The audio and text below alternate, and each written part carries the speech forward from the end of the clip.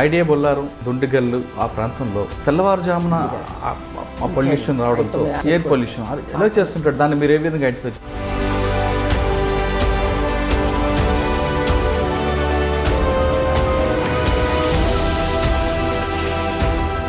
Pollution control బోర్డులో కేవలం సనత్ నగర్లో ఆఫీస్ పెట్టుకొని ఇంకా రాష్ట్ర వ్యాప్తంగా కూడా మీరు కొన్ని దాడులు చేయడం, వాళ్ళని చుక్కలు చూపించారు. ఎగ్జాంపుల్ విశాఖపట్నం అవ్వచ్చు, లేదా కృష్ణా జిల్లాలో ఉన్న అవ్వచ్చు. నువ్వు తమాషగా ఇన్స్పెక్షన్స్కి వెళ్ళినట్టు వెళ్ళి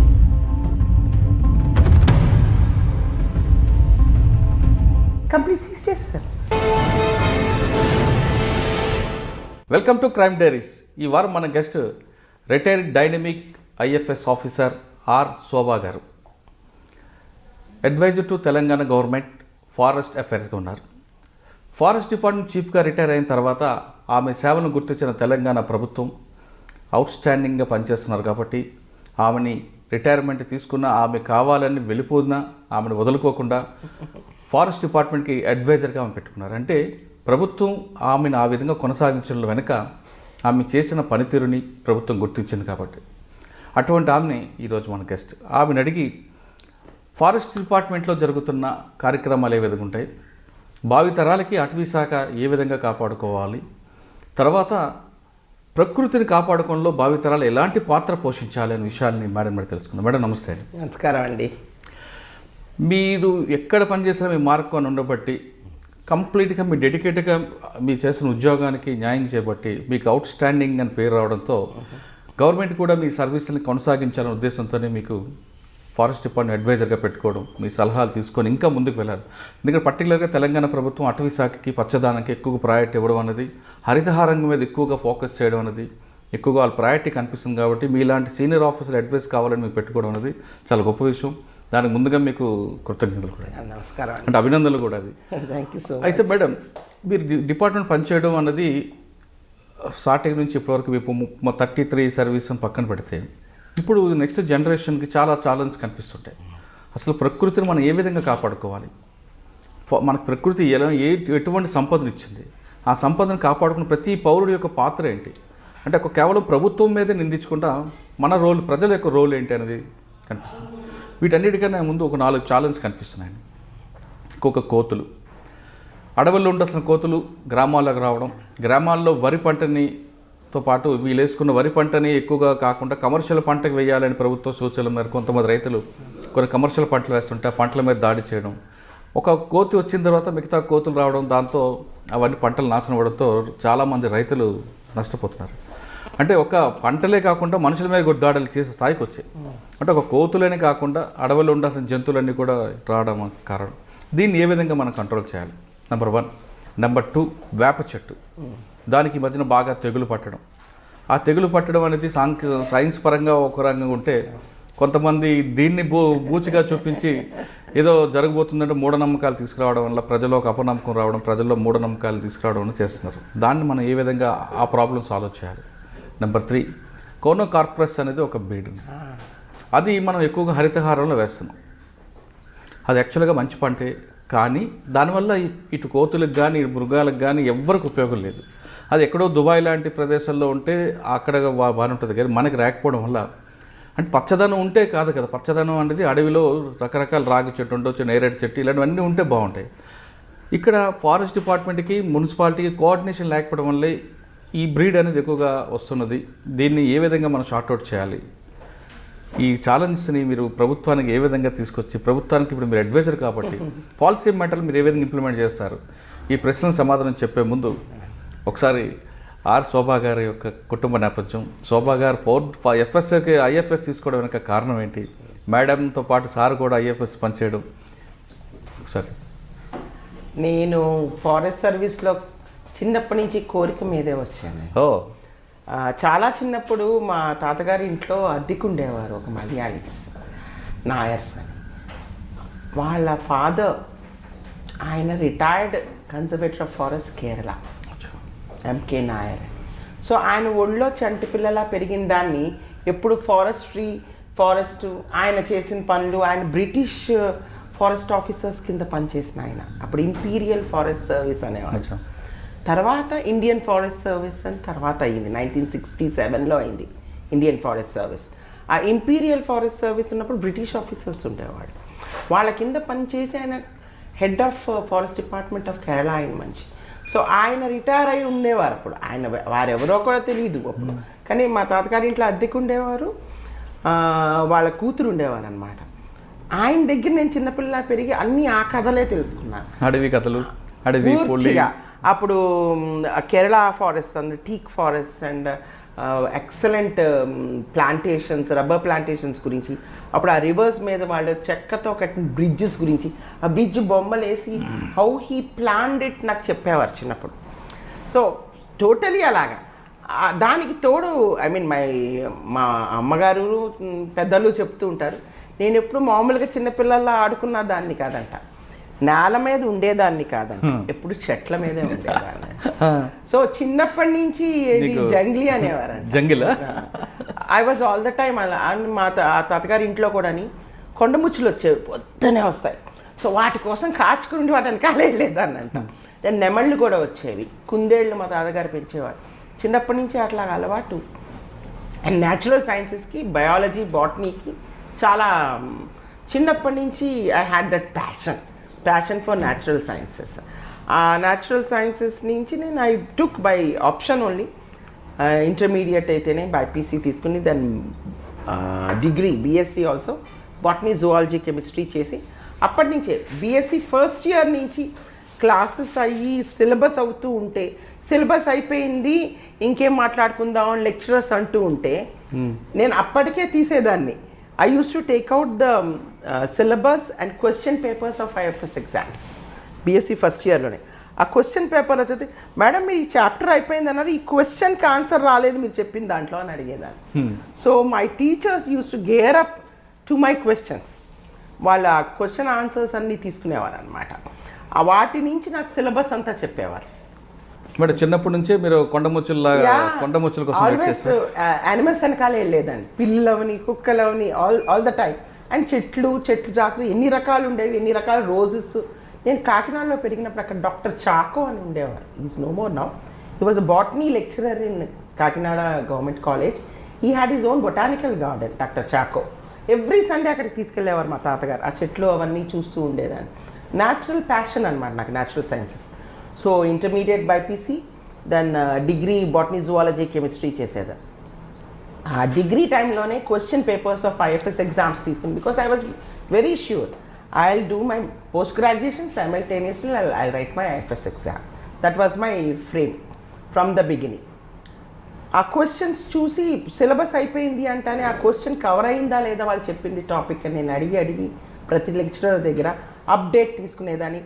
ఆ క్వశ్చన్కి సంబంధించిన ఆన్సర్ వచ్చిందా లేదా, what more I should read అనేది వాళ్ళని అడిగి తెలుసుకుని I use to prepare like that from the beginning.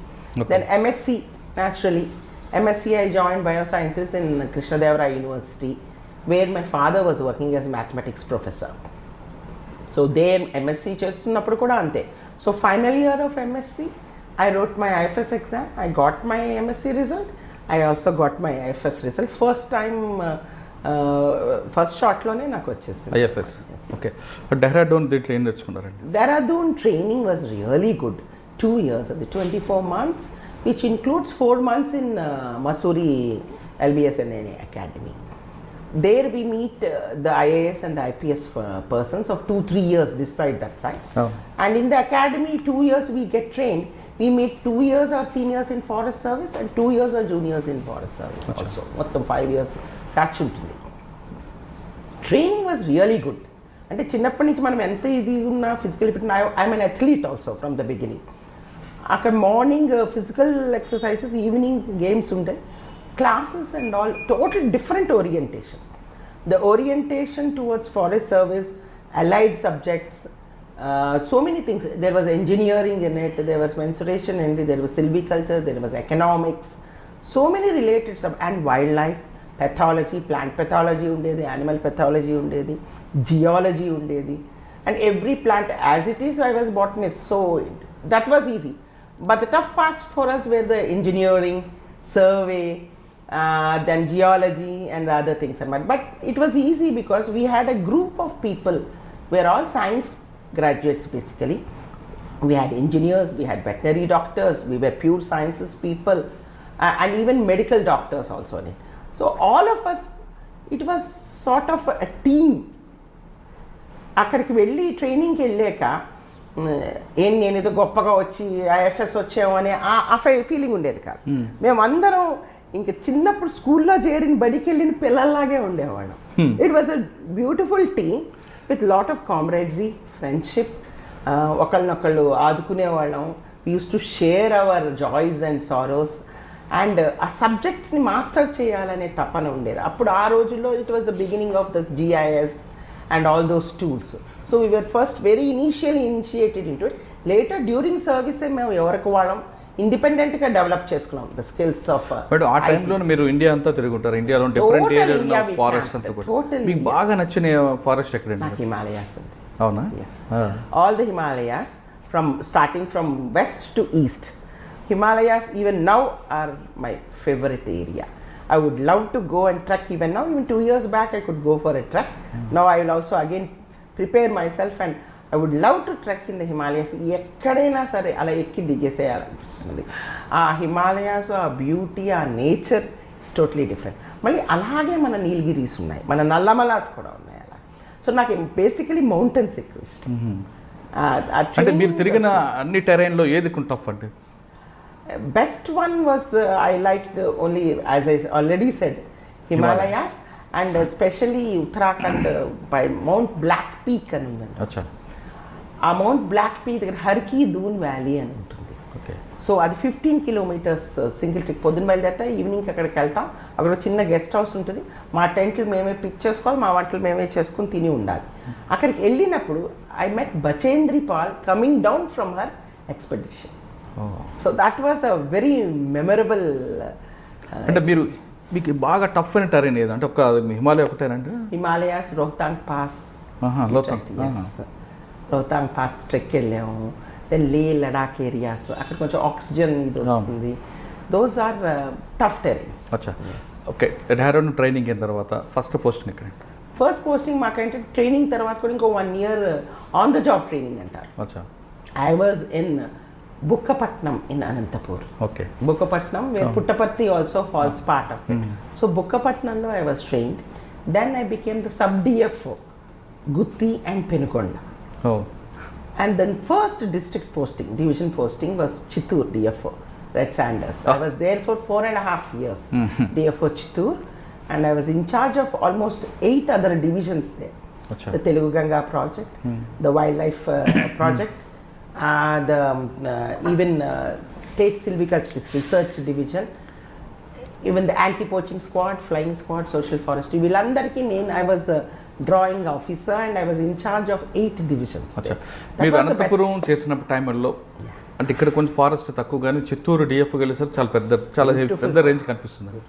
అప్పుడు రెడ్ శాండిల్స్ ఇష్యూ అవ్వచ్చు అని ఆ ప్రాబ్లం మీరు ఏ విధంగా షార్ట్ అవుట్ చేసుకొచ్చారు? See, those days the modus operandi was different. Ippudu what is happening is totally different. Now we have lot of police support and other things. Then aa rojulo na collector SP wal support పూర్తిగా ఉండేది. And it was on a little different scale and different modus operandi. Certain big wigs from Chennai and other areas used to operate, but we used to know, we used to get information. Informants చాలా కేర్ఫుల్గా ఇచ్చారు. And always we used to get the correct information. అక్కడ sandalwood కూడా మాకు problem ఉండేది. See, Chittoor was in that corner triangle of both Tamil Nadu and Karnataka. So we used to have not just the red sanders, in the route of sandalwood.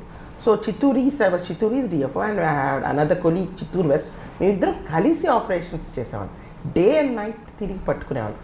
ఒక్కొక్కసారి సంవత్సరానికి 70 vehicles పట్టుకునేవాళ్ళం. అంటే ఇప్పుడున్న ఫెసిలిటీస్కి అప్పుడు ఫెసిలిటీకి అంటే different. మాకు walkie talkie కానీ vehicles కూడా చాలా తక్కువ కదండి. జీప్ ఉండేది నాకు. So after I was we were catching more of vehicles, lots of ambassadors, lot of Maruti vans. ఆ రోజులో Maruti Gypsy and Maruti vans were new. అవి దెన్ అశోక్ లేలాండ్స్లో కూడా తీసుకెళ్ళేవారు. అవన్నీ పట్టుకున్నాక ఒక అశోక్ లేలాండ్ అంటే నాట్ ఈవెన్ 2000 kilometers తిరగలేదు. అది దాన్ని పట్టుకున్నాక అది సీజ్ చేసి కాన్ఫిస్కేట్ చేసి హైకోర్టులో వాడు వేసాడు తిరిగి రిసర్వ్ చేసుకోవడానికి. హైకోర్టు వచ్చి వాదించి ఐ వన్ ద కేస్. దాన్ని పట్టుకున్న దాన్ని అప్పుడు my then principal chief conservator మంచి లారీ దేనికి వాడతాం అంటే నా వుడ్ ట్రాన్స్పోర్ట్ చేసుకోవటానికే వాడుకుంటానంటే ఈ పర్మిట్ పట్టుకున్నావన్నీ తీసుకెళ్ళటానికి. దట్స్ హౌ అనమాట. తర్వాత నెక్స్ట్ పట్టుకుంటే ఏం చేస్తాను, నెక్స్ట్ దాన్ I gave it to Nehru zoo park. It is still there, that lorry is being used. తర్వాత అంబాసిడర్ కార్స్ ఆ రోజుల్లో only conservators use to have, DFOs use to travel in jeeps. So అప్పుడు 20-30 very good ambassadors we could seize and confiscate. So దాన్ని అన్ని సరిగ్గా చేసి then I sent proposal to the chief saying, sir why don't you use these vehicle and give it to senior officers. So then after seeing all the vehicles, he came down to Tirupati. మా red sanders godowns in Bakrapet, Tirupati ఇవన్నీ చూసి vehicles అన్నీ చూసి వెళ్ళి best vehicle you take first, the best ambassador and the rest you allotted to others. So అలా అది crime కాదా madam? అది క్రైమ్ కింద రాదా? Confiscated. Once you confiscate it's government property. Once it is government property జనరల్గా అటువంటి కూడా వేలం వేస్తుంటారు కదండి. Only some, no, you can allocate good ones for use by the government. The rest you can say. మీరు 4 years చేశారు అక్కడ. 4.5 years. Red sandal ఇష్యూతో పాటు మిగతా స్మగ్లింగ్ కూడా కనిపిస్తుంటుంది. మిగతా స్మగ్లింగ్ ఎక్కువ అక్కడ. there is no other thing. కానీ యానిమల్స్ యొక్క ఫైట్ చేయడం అది మీరు అక్కడ those days I had panthers. Tiger I could not see, but I saw many of panthers, even black panthers ఉండేవి శేషాచలం ranges లో. Lovely black panthers. Then we had developed a zoo also there. Then the zoo was opened when I was working there only. I got it opened, the Nehru, the SV Zoo Park also. We had elephant issues. We had elephants coming from Kuppam side, and some of those herds used to అవి వచ్చేసి మన శేషాచలంలోకి వచ్చేసాయి. ఎక్కేసి ఒకటి కొండ దగ్గరికి యాత్రికులు మన నడిచెళ్ళే దోవ దగ్గరికి కూడా వచ్చేసింది. అప్పుడు ఒకసారి మేము పట్టుకుని దాన్ని తీసుకొచ్చి దాన్ని ట్రాంక్యులైజ్ చేసి పట్టుకుని తీసుకొచ్చి జూలో పెట్టుకుని దాన్ని మళ్ళీ నార్మలైజ్ చేసి పంపించిన రోజులు ఉన్నాయి. కానీ there was no man animal conflict, అట్లా ఉండేది కాదు. కానీ అడవులు మీరు అన్నట్టు కుప్పం ఏరియాకి మీకు ఏనుగుల యొక్క ఎఫెక్ట్ ఉంటుంది, చెరుకు కోసం వస్తుంటాయి. అడవుల్లో ఉండాల్సిన ఏనుగులు, అడవుల్లో ఉండాల్సిన జంతువులు ఇటు జనజీవనంలోకి రావడం వెనక ఒక ప్రధాన కారణం కనిపిస్తుంది. మీరు ఐడెంటిఫై చేశారా? బికాస్ వాటికి సరిపోయే తిండి దొరికేది కాదు ఫాస్ట్లో. అండ్ న్యాచురలీ చెరుకు బ్రహ్మాండంగా అక్కడ అడవి పక్కనే గ్రో చేస్తుంటే రుచికరమైన భోజనం ఎదుర్కొంటా కనిపిస్తుంటే వచ్చేస్తాయి. అవి నాశనం కూడా చేసేవి. సో వాటి కోసం అప్పుడు ఆ రోజుల్లో లోపల inside forest lot of fruit plants and trees ఎలిఫెంట్స్కి సరిపోయేవి నాటడం జరిగింది. దెన్ కందకంగా తవ్వాం కూడా అప్పుడు కుప్పం అంతా. దెన్ ఎలక్ట్రిక్ ఫెన్సింగ్ కూడా చేసాం. అప్పుడు ఆగింది. కానీ I have seen them, they are such intelligent animals. మన కట్టిని వదిలేసి they are very intelligent animals. They will go in search. వాటికి ఫుడ్ కోసం అయితేనే నీటి కోసం ఎంత దూరం అన్నా వెళ్తాయి. కానీ ఇక్కడ ఇంకొక ప్రాబ్లం మనుషుల్ని ఇచ్చేసారు, పంట నష్టమే. అంటే అడవుల్లో ఉండాల్సినవి ఇటు ఎందుకు వస్తున్నాయంటే మీరు అన్నట్టు చెరుకు కనపడుతుంది కానీ ఎదుర్కొంటా మంచి టేస్టీ ఫుడ్ ఆ లోపల వాటికి సరిపోయేంత. ఇక్కడ మనుషులు కూడా రిజర్వ్ ఫారెస్ట్లోకి వెళ్ళి చెరుకులు నాటడం కూడా ఒక మైనస్ అయినట్టు. దట్ ఏరియాకి ఎంక్రోచ్మెంట్ జరగలేదా? Kuppam side there was no encroachment at all. వాళ్ళు మామూలుగా అంటే ఆనుకుని ఉన్నాయి ఫర్టైల్ ల్యాండ్స్. సో ఫర్టైల్ ల్యాండ్లో అక్కడ బాగా చెరుకు బాగా పెరుగుతుంది. అవి న్యాచురల్లీ వచ్చేసేవి. అది అప్పటి నుంచో జరుగుతున్నది. పైగా దీస్ ఆర్ నాట్ ఓన్లీ మన కుప్పం ఏరియావే కావు, తమిళనాడు కర్ణాటక నుంచి కూడా హర్డ్స్ వస్తాయి. ఇక్కడ నుంచి అటు వెళ్తాయి, అక్కడి నుంచి ఇటు వస్తాయి. చెరుకు రుచి కోసం ఇవి మేపాడు బీచ్ నెల్లూరు వరకు కూడా వెళ్ళిపోతాయి ఒక్కొక్కసారి. ఒకసారి అంతవరకు వెళ్తే వెనక్కి పట్టుకొచ్చుకున్నాం అన్నమాట. దాని యాటిట్యూడ్ ఏ విధంగా ఉంటుందండి అసలు? They are like us, they are social animals, they move in herds. And వాటికి చాలా ప్రొటెక్టెడ్ బిహేవియర్ ఉంటుంది. ఆ male elephant it protects everybody, చిన్న పిల్ల నుంచి పెద్ద వరకు. They are very strict as per their group behaviour. ఒక్కటి స్టే అయినా మళ్ళీ అన్నీ వచ్చి గొడవ చేసి పట్టుకెళ్తాయి. They are very united that way and I admire that. అంటే 4.5 years బాగా ఎంజాయ్ చేశారు. అంటే నైట్ టైంలో నైట్ రైడ్సే ఎప్పుడు వెళ్ళేవాళ్ళం. అవునండి. అయితే ఇక్కడ క్వశ్చన్ వస్తుంది, బీట్ ఆఫీసర్ అవ్వచ్చు, లేదా మీలాంటి డిఎఫ్ అవ్వచ్చు, లేదంటే ఇంకా వేరే క్యాడర్ కూడా నైట్ టైం పెట్రోలింగ్ చేస్తున్నప్పుడు అక్కడున్న ప్రాబ్లమ్స్ ఏ విధంగా మీరు ఒక లేడీగా షార్ట్ అవుట్ తీసుకొచ్చారు? జెంట్స్ వెళ్ళడం వేరు, lady what I faced the same thing everybody faces. అప్పుడప్పుడు ఏంటంటే ఒక్కతే ఓన్లీ లేడీ, మిగతా అంతా జెంట్స్ ఉన్నప్పుడు సమ్ టైమ్స్ కొంచెం ఇబ్బంది అయ్యేది. Like if you want to go for washroom అనేది, సో వాళ్ళు ఒరే బాబు మీరు అందరూ ఇక్కడే ఉండండి, నేను ఇక్కడే వెళ్ళొస్తాను, కేకేస్తే మీరు రాండి అనేది అన్నారు. So that sort of understanding ఉండేది. బట్ నేను I have seen as I grew up the ladder, ఇప్పుడు బీట్ ఆఫీసర్స్ అవని, సెక్షన్ ఆఫీసర్స్, రేంజ్ ఆఫీసర్స్ కూడా చాలా టఫ్గా పనిచేస్తారు మా వాళ్ళు. ఎందుకంటే తెలిసి ఉద్యోగంలో చేరుతారు. ఉద్యోగంలో చేరిన తర్వాత అమ్మో ఇలా ఉంది అని అంటే మా దగ్గర ఎవరికి దగ్గరైనా ఎక్స్ప్రెస్ చేసుకుంటే, మేడం మా అత్తగారు ఒప్పుకోరు, మా ఇంట్లో వాళ్ళు ఒప్పుకోరు, మై హస్బెండ్ వోంట్ అగ్రీ, ఇలాంటివన్నీ అంటుంటే, నీకు తెలిసి ఉద్యోగంలో చేరేవా ఫస్ట్ క్వశ్చన్ అడుగుతాం అన్నమాట. వాట్ ఆర్ యువర్ డ్యూటీస్ తెలుసు అడిగాడు. పోనీ చేరేకి తెలుసుకున్నావు అంటే తెలుసుకున్నాను, మరి ఇప్పుడు నువ్వు చేయగలుగుతావా చేయలేవా, లేదు వాళ్ళు వద్దంటున్నారు వీళ్ళు వద్దంటున్నారు అంటే డెస్క్ జాబ్ ఇవ్వమంటే మాత్రం కాదు. You are taken only to field job. నువ్వు ఫీల్డ్ జాబ్ చేయాలని నిర్ణయించుకుంటేనే కంటిన్యూ అవ్వు, లేకపోతే you better go for any other option while you are young. నేనైతే ఇలాగే చెప్తాను, if anybody gets in to a job you have to do give 100% to that job, లేకపోతే you change your job if you are not able to. అంటే ఆ టైంలో they use to understand. కొంతమంది 90% వాళ్ళు చాలా బాగా సూట్ అయ్యేట్టు వర్క్ చేశారు, చాలా. 10% they chose and they went and they have taken some other job. That's fine. Correct. కొంతమంది డెడికేట్గా చేస్తూ ఉంటారు, ఒక ప్యాషన్గా తీసుకొని చేస్తారు. బట్ మీ టైంలో అంటే అటువైపు నక్సల్స్ మూమెంట్ తక్కువ, కానీ ఇటువైపు వేరే వైపు ఉంటుంది, అంటే ఇటు తెలంగాణ వైపు ఉండేది. కానీ మీరు శేషాచలం ఆ ఏరియా నక్సల్ మూమెంట్ అంటే నేను I worked in Rayalaseema mostly. ఆ టైంలో బీట్ ఆఫీసర్లకి వెపన్ ఇవ్వాలి అన్నది ఒక కాన్సెప్ట్ ఉండేది. కానీ తర్వాత we had weapons when I joined. We had, of course, those old SLRs and other things. My section officer had, I had an SLR. But ఈ తెలంగాణ ఇక్కడ ఎప్పుడైతే నక్సలిజం శ్రీకాకుళం ఇక్కడ అంతా, when they started taking away their weapons, then the weapons were taken away from us, all of us. Right. తర్వాత I think in early 2000 అప్పుడు police help తీసుకున్నాం in red Sanders area. We started having task forces. Task force police వాళ్ళు వచ్చి with them, so వాళ్ళు ఒక 20 contingent, మనం ఒక 5-10 people కలిసి తిరిగి వర్క్ చేశారు. ఓకే, అంటే వెపన్ లేకుండా చేస్తూ నేర్చుకున్నారు. కానీ బీట్ ఆఫీసర్స్ ఉంటారండి ఫారెస్ట్లో 5 kilometers నైట్ టైము సైకిల్ మీద తిరగడం ఉంటుంది, నడుస్తూ వెళ్తారు. ఆ టైంలో ఏదైనా జంతువు వాళ్ళ మీద అటాక్ చేస్తే వాళ్ళు సెల్ఫ్ ప్రొటెక్షన్ కోసం ఏం చేయాలి? వాళ్ళు self protection, there are ways of tackling an animal sir. అది సడన్గా వచ్చే ఇన్స్టెన్సెస్ ఉండవు. ఇప్పుడు వీళ్ళని ఎలా ట్రైన్ చేస్తామంటే, how to identify what sort of a plant అనే కాదు, what sort of an animal, what's of an insect they are going to see, how to behave, how to tackle. ఇప్పుడు ఏదైనా బైట్ చేసినా ఏ విధంగా ట్యాకిల్ చేసుకోవాలనేది, that first self ఇది healing అవన్నీ ట్రైనింగ్ నుంచే వస్తుంది. బట్ మీరు అన్నట్టు కొన్ని క్రూర జంతువులు యూ కాంట్ అసెస్. కొన్ని ముందర ఆ ఏరియాలో అక్కడ ఉన్న ఆనవాళ్ళు బట్టి పలానా జంతువు ఇక్కడ ఉంది అని మేము ఐడెంటిఫై చేసేయగలం. మాకంటే చాలా బాగా ఐడెంటిఫై చేస్తారు ఫీల్డ్లో బీట్ ఆఫీసర్స్. మేము ఇంకా వీఆర్ అవుట్ ఆఫ్ టచ్. ఒక ఎర్లీ 10 years తర్వాత మేము ఇది అవే from the field come. But వాళ్ళు చాలా బాగా ఐడెంటిఫై చేస్తారు.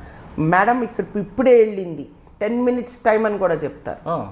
ఎగ్జాక్ట్లీ ఆ పాద గుర్తు, ఆ ప్రెషర్ ఆఫ్ దట్ పగ్మార్క్ నుంచి అన్నా, దెన్ అది వదిలేసిన స్కాట్ ఉంటుంది, ఆ స్కాట్ డ్రై అయిందా, ఎంత డ్రై అయింది, ఏంటి, ఎప్పుడు అనేది కూడా కనిపెట్టి, అది హైనానా లేకపోతే ఓన్లీ వైల్డ్ డాగా, ఎవ్రీథింగ్ చాలా క్లియర్గా చెప్పగలరు. సో దాని ప్రకారం you avoid those areas. If you see a track, usually every animal has particular way of movement. ఒక్కొక్క యానిమల్కి ఒక టైప్ ఆఫ్ బిహేవియర్ ఉంటుంది ప్రతి దానికి, అది మనం చెప్పలేం. కానీ అది సో మచ్ అది అలవాటు పడి, సో ఇప్పుడు ఇక్కడ ఇది స్కాట్ కనిపించాక అక్కడ పగ్బా కనిపించింది అంటే it is going away from the scat. So అక్కడ route, and they walk on paths, normal మట్టి పాత్స్ మీద నడుస్తాయి. They like walking on the paths. కాబట్టి ఆ ఫుట్ ప్రింట్ చూసుకుంటూ వీళ్ళు అవాయిడ్ చేసుకుంటూ avoid and turn away. If you see something going that, usually you do that. They know how to protect themselves sir. Okay. And చెట్లు ఎక్కేస్తారు first thing. చెట్లు ఎక్కేస్తారు first. మీరా? మీ వాళ్ళు ఎక్కాలి ఫస్ట్ థింగ్, చెట్లు ఎక్కాలి. ఎలాగా? If you think some animal, especially a bear and other things, are very close by, get up a tree and look out. Okay. మరి ఎలుగుబంటి కూడా చెట్టు ఎక్కుతుంది కదండి? కొంచెం వరకే, పూర్తిగా ఎక్కలేదు. అది బరువు ఎక్కువ కదా సార్. సో దాని బరువు ఆగాలి కదా. అంటే మీరు టాక్టిక్స్ అన్ని కూడా మీరు నేర్పుతుంటారు? చాలా బాగా అవుతుంది ట్రైనింగ్. అచ్చా. అంటే ఒక జంతువు అటాక్ చేసి ఇలా మనం ప్రతి ఒక్క దాన్ని, ఇప్పుడు మీరు పెద్ద జంతువునే ఊహించుకుంటున్నారు, ఒక చిన్న స్పైడర్ని కూడా ఊహించుకుంటాం. They are poisonous spiders. So అలాంటివి ఏమున్నా, ఆ వెబ్స్ ఏమున్నా అవి కుట్టకుండా చూసుకోవటం, అవన్నీ. అక్కడే కొన్ని ఆకులు దొరుకుతాయి, ఆ ఆకులు వెంటనే రాసేసుకోవటం, అవన్నీ చేస్తారు. తేనెటీగలు లాంటివి అటాక్ చేస్తాయి. తేనెటీగలు అది డిస్టర్బ్ అయితేనే అటాక్ చేస్తారు. సో యూజువల్లీ మనం డిస్టర్బెన్స్ చేయకూడదు. అలాగే ఏమైనా అయితే ఇమ్మీడియట్లీ ఎండు టాక్లో అవన్నీ తీసుకుని రాచుకుని పెట్టుకుని యూ కెన్ అవాయిడ్. ఇవన్నీ కూడా మీ బీట్ ఆఫీసర్ ట్రైనింగ్ ఉంటుంది? అందరికీ ట్రైన్ అవుతారు. అసలు వాళ్ళకి లోకల్స్ ఉంటారు సార్ వీళ్ళందరూ. మోస్ట్లీ వాళ్ళకి ముందర తెలిసే ఉంటుంది కూడా. అవును. ఓకే. శేషాచలంలో 4.5 సంవత్సరాలు ఎంజాయ్ చేశారు న్యాచురల్తో. అప్పటి నుంచి I was brought back out of forest to ఊళ్ళలోకి వచ్చేసాను. దాని తర్వాత I was taken over by the rural development department. Okay. I worked in Anantapur. మళ్ళీ అనంతపూర్ వచ్చారు? PDDR మళ్ళీ అనంతపూర్కి వచ్చాను. అనంతపూర్కు టాపిక్ మాట్లాడే ముందు సార్తో మీకు పరిచయం? అప్పుడే చిత్తూరులో వర్క్ చేస్తున్నప్పుడే. He is also IFS officer. నాదే 86 బ్యాచ్, వారిది 82 బ్యాచ్. ఓకే. ఆయన all India topper, 82 batch topper ఆయన, Sundaravadan garu. So we met as DFOs. He was sir DFO, I was a DFO. Then he was already project director Nalgonda DRDA. That's when we met him and we decided to get married. Love marriage arrange అండి? Love marriage. Love and arrange అంటే ఇద్దరు పేరెంట్స్కి చెప్పి పెళ్లి చేస్తాం. Right. అంటే అనంతపూర్ వచ్చిన తర్వాత మీరు PD project director. Okay. Then of course rural development, women, self-help groups, thrift, then training of youth, all the rural development programs, lot of land development programs avanni implement chesaru. So while I was there, the collector also entrusted me women development, child welfare, anganwadis, villandarni kuda chuskotam, watershed development management, literacy program. That's how many other facets I got into. That's when అక్కడ work చేస్తున్నప్పుడే government, state government took me over as joint secretary to government finance and planning డిపార్ట్మెంట్కి joint secretary కింద 1995లో వచ్చేసారు. హైదరాబాద్ వచ్చాను. ఇక్కడ అప్పటి నుంచి ఇక్కడే ఉన్నాను సార్. అప్పటి నుంచి every level I been working in departments and various. So 95లో అప్పుడు ప్రాజెక్ట్ డైరెక్టర్, 94 కింద వెళ్ళిన దాన్ని 95 joint secretary to government. I was there for nearly 10.5 years. Then 2095, and then Madhyalo I got my promotion as conservator. I stayed there only as additional secretary planning. Then 2004 lo I was sent to pollution control board. Pollution control, right. So 2004 to 2010 I was in pollution control board. Okay. That was a wonderful, very challenging, చాలా మీకు మీ work highly కనిపిస్తుంది. satisfied job. అంటే కానీ ఇక్కడ మీకు challenge ఎక్కువ ఉంటాయి. Challenge. And going after polluting industries, checking up air pollution, water pollution, solid waste management, biomedical waste, and those were the days of the starting of e-waste management. So if annitiki and with my background of forests and environment, it was wonderful. Environmental Protection Acts, laws, rules, guidelines implement cheyatam, environmental clearances issue cheyatam, and for the industries, consent for establishment, consent for operation, ivanni cheyatam. I was moving all over the state, combined state. It was a very challenging, very tough thing.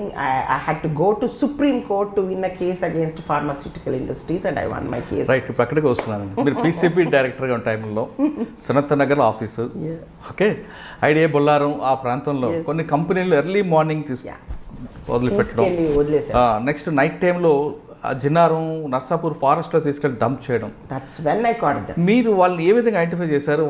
వాళ్ళని చుక్కలు చూపించారట కదా అప్పట్లో? చాలా చుక్కలు చూపించాను వాళ్ళకి. But they came round. They 1 year ఆడించారు. 1 year తర్వాత said no. So మీకు ట్రాన్స్ఫర్ చేద్దామని చూసారు కదండి వాళ్ళు? చాలా. అయినా గవర్నమెంట్ చూసి ఆ రోజుల్లో there is steering committee, SCMC steering committee, monitoring committee of supreme court ఉండేది. that gave strictures to the chief secretary of the state. Chief సెక్రటరీకి స్ట్రిక్చర్స్ ఇచ్చారనమాట, seeing that there is lot of pollution happening in your areas. So that time the chief secretary Kanda Mohan garu, and he said, no, if I cannot afford to shift Sobha will only tackle these people. And I continued there 6 years. They gave me every 2 years extension, 3 times, 6 years చేశారు. మీరు pollution control బోర్డులో ఒక task force కూడా ఏర్పాటు చేశారు, special task force. అంటే night తిప్పేదాన్ని, night time కూడా వాళ్ళని పంపించారు కదా, బట్ పంపించే టైం గర్ల్స్ని కూడా పంపించారు. అయితే ఒక ఇష్యూ వచ్చిందండి, మీరు వాళ్ళు పంపారు, వాళ్ళకి పట్టుకున్నారు, కానీ అక్కడ ఏమైనా వాళ్ళకి అటాక్ జరిగితే వాళ్ళకి సెల్ఫ్ ప్రొటెక్షన్ లేకుండా అయిపోయింది. లక్కీగా పొల్యూషన్ కంట్రోల్ బోర్డులో అలాంటి అటాక్స్ జరగవు సార్. అంటే లారీ వాడు అటాక్ చేసి అట్లాంటివి ఏవీ జరగలేదు పొల్యూషన్ కంట్రోల్ బోర్డులో కాదు. కానీ ఫారెస్ట్ ఏరియాస్లో ఎంక్రోచ్మెంట్స్లో జనం 400 మంది 500 మంది. అవును, పొల్యూషన్ కంట్రోల్ బోర్డ్ టైంలో what I did was I took a constable, ఒక సెక్షన్ని కూడా వాళ్ళకి కూడా పంపించేదాన్ని. సెకండ్ జీప్లో క్యామోఫ్లైజ్ చేసి, అంటే పోలీస్ జీప్ అని తెలియకుండా. సో కూడా ఎప్పుడు ఆపరేషన్ చెప్పండి. నాకు బాగా గుర్తున్నది ఏంటంటే, కొన్నాళ్ళు మాకు అక్కడేమో నల్లవాగు పటాన్చేరు విపరీతంగా, మేము ఎప్పుడు అనాలిసిస్ చేసినా విపరీతంగా సో మచ్ ఆఫ్ పొల్యూటెంట్స్ ఉండేవి. అసలు వాటర్ ఎంత బ్యాడ్గా ఉండేది, సిఓడి హారబుల్ లెవెల్స్లో ఉండేది. ఇంకా ఏం జీవాలు ఉండేది కాదనమాట. There is no life. Even చెట్లు అవన్నీ కూడా మాడిపోతుండేవి. ఎవరు వదులుతున్నారే అని పట్టుకోవటానికి డే అండ్ నైట్ కాపలా కాసి ఎవరికి పంపిస్తున్నా, ఒకవేళ లారీ డంప్కి వచ్చినా వాడు ఎవరిదో చెప్పేవాడు కాదు. So then how to check which quantity is coming అని. సో ఎన్ని రకాల ట్రై చేసి I could find out a way. I started checking daily production. అక్కడ ఉన్న ఏరియాలో టీమ్స్ని పంపించి వాళ్ళందరూ ఎన్ని గోళాలు చేసినా, నేను మామూలుగా వచ్చి నీ ప్రొడక్షన్ ఏంటో తెలియపండి, డైలీ ప్రొడక్షన్. సో ఆ ప్రొడక్షన్ ఎంత క్వాంటిటీ వస్తే ఆ క్వాంటిటీకి ఎంత ఎఫ్లుయెంట్ వస్తుంది క్యాల్కులేషన్, ఎఫ్లుయెంట్ ఎక్కడ. That is how I started tracking. అది ఒకటి. మళ్ళీ వీళ్ళు ఎలక్ట్రిసిటీ మీటర్స్ తిరుగుతాయి కదండి, మేము ఇంతే చేసామనేవాడు. బట్ మీటర్ ఎంత తిరిగితే ఎంత ప్రొడ్యూస్ అవుతుంది కూడా క్యాల్కులేషన్స్ చేయించారు. It took time. సడన్గా ఏదో ఫ్లాష్ వచ్చింది కాదు, మెల్లిమెల్లిగా అర్థం చేసుకుంటే I could find a way అనమాట. ఏ కంపెనీ ఎక్కువ చేసిందండి అప్పుడు? ఆల్ ఫార్మర్స్, దెన్ ఈ rubber and other things also, ఈ టానిన్స్, రెజిన్స్ వాళ్ళు. But they have all stop. They are behaving well, because వాళ్ళని పట్టుకోవటమే కాక వాళ్ళని ప్రూవ్ చేసాం. నీది ఇంత క్వాంటిటీ వచ్చింది, నువ్వు ఇంత ప్రొడ్యూస్ చేసావు అంటే దీనికి ఇంత వస్తుంది. ఓకే, +-10 20% కూడా తీసేస్తాం. 20 తీసినా ఇంత ఉండాలి నాకు ఎఫ్లియేట్ ఏది. That's how we could track. Then we started tracking the vehicles. ఏ వెహికల్స్ వెళ్తే అన్ని వెహికల్స్ని ట్యాగ్ చేయటం మొదలెట్టాం. ఓకే, ప్రతి ఒక్క దాన్ని అన్ని నెంబర్స్ రిజిస్టర్స్ చేశాం. అలా అన్ని పట్టుకుని ఎక్కడ ఎంత క్వాంటిటీ వెళ్తుంది. Then slowly everybody started following in line. అప్పుడు ఇంకా కొంచెం జాగ్రత్తగా వాళ్ళు ఎఫ్లుయెంట్ ట్రీట్మెంట్, ఆ సిఈటీపీ, పీఈటీఎల్ అవన్నీ కూడా పోర్టబుల్ స్టాండర్డ్స్కి I could bring them. I open the tap for the clean water also when I left pollution control board. Okay, so దాని నుంచి వాళ్ళ air pollution equipment, effluent treatment, crores and crores of rupees. But once you use వాళ్ళకే లాభం వస్తుంది. If you are polluting, వాళ్ళ drugs బయట వాళ్ళు కూడా కొనరు. సో అది ఆ సర్టిఫికేట్ మీద మారవుతుందని మేము వార్నింగ్ ఇచ్చి అవన్నీ టైట్గా పెట్టేసరికి then they started listening, they started getting the treatments and then doing it properly. Now everything is start, they are doing a very, it's continuing the good job. But still when something new comes up కొంచెం జాగ్రత్త. మీరు నక్కవాగు ప్రక్షాళనకు మాత్రం బాగానే చేశారు, కానీ గాగిల్లాపూర్లోని కొన్ని ఇండస్ట్రీస్ని వాళ్ళని కూడా చుక్కలు చూపించారు. కూడా బాగా చుక్కలు, ఆ చుక్కలు చూపించారు. ఆ చుక్కలు చూపించిన చుక్కలు ఒక చుక్క చెప్పండి. సేమ్ వే గాగిల్లాపూర్లో వాళ్ళైతే they were never admitting that they have done it. కొంతమంది లేదు నేను ఇదిగో ఎక్విప్మెంట్ అంతా ఉంది, his treatment equipment was they. పాపం మేనేజ్మెంట్కి చేసే వాళ్ళకి కూడా కొంచెం ఒకసారి అండర్స్టాండింగ్ డిఫరెన్స్ ఉంటుంది. మేనేజ్మెంట్ వచ్చి చూడండి మేడం, ట్రీట్మెంట్ ప్లాంట్ ఉంది, ఇదిగో ఉంది, అన్నీ ఉంది, ఈ ఏరేటర్ ఉంది, అన్నీ ఉంది, అన్నీ చూసేదాన్ని, అన్నీ ఉంది. మరి ఎందుకు వస్తుంది నీ లెవెల్స్లో పొల్యూటెంట్ అంటే దే హ్యావ్ నాట్ క్యాలిబ్రేటెడ్. ప్రతి మెషిన్కి క్యాలిబ్రేషన్ అని ఉంటుందండి. అచ్చా. కొని తెచ్చుకున్నాడు, ట్రీట్మెంట్ పెట్టాడు, పెట్టాడు, calibration. It was not done wantonly. వాళ్ళ ప్రతి ఇన్స్ట్రుమెంట్, ఫర్ ఎగ్జాంపుల్ ఒక థర్మామీటర్ కొంటాం, థర్మామీటర్ సరిగ్గా క్యాలిబ్రేట్ చేసి ఇస్తేనే మీకు కరెక్ట్ టెంపరేచర్ చూపిస్తుంది. ఒకవేళ వాళ్ళు అది తయారు చేసినప్పుడు ఆ క్యాలిబ్రేషన్ ఆఫ్ 98.5 మెర్క్యూరీ ఇది కరెక్ట్గా పెట్టకపోతే it will give you the wrong readings. Similarly any treatment plant, any pollution treatment plant, clean mechanisms అంట, వాటిని క్యాలిబ్రేషన్ సరిగ్గా చేయకపోతే ఆ ప్రాసెస్ నడిచిపోద్ది, it will miss a step. So బయటకు వచ్చేది ఎఫ్లెట్. ఓకే, అంటే వాళ్ళని దట్స్ హౌ. వాళ్ళు అసలు చెప్తే వినేవాళ్ళు కాదు, ఏమవుతుందో తెలిసేది కాదు. So it was a trial and ఎర్రర్లో వీ లెర్న్డ్. ఓకే, గాకిల్లా పొర్రు వాళ్ళకి అలా చుక్కలు చూపించారు. మీకు ఇవన్నీ ఎలా తెలుసండి? జీడిమెట్లో కొన్ని కంపెనీలకి తెల్లవారుజామున వాళ్ళు వ్యాక్యూమ్ క్లోజర్ పెట్టేవారు. ఆ కంపెనీని ఎలా మీరు టైట్ చేస్తారండి? ఒక్క కంపెనీ భలే, అది that was a bit difficult. నాకు తెలిసేది కాదు. బట్ సడన్గా వచ్చింది ఆ వాటర్ ఇదిలోను అన్నిట్లో వస్తుంది అని తెలిసేది. ఎన్ని రోజులు రాత్రులు వెళ్ళి చూసినా మాకు తెలిసేది కాదు. It was a fault of one of the processes of manufacturing. which అది మాకు అర్థమై వాడికి మాకు అర్థమయ్యేసరికి మాకు తెలిసేసరికి మేము ఎక్కువ ఎక్స్ప్లోర్ చేసేసరికి వాడు అర్థం చేసుకుని టక్కన ఒక వారం రోజుల్లో వేరేగా వచ్చేస్తాం మొదలెట్టింది. ఏంటి అంటే, మేడం అప్పుడేం చేస్తున్నాం ఇప్పుడే చేస్తున్నాం అన్నాడు. నిజం చెప్పలేదు నాకు.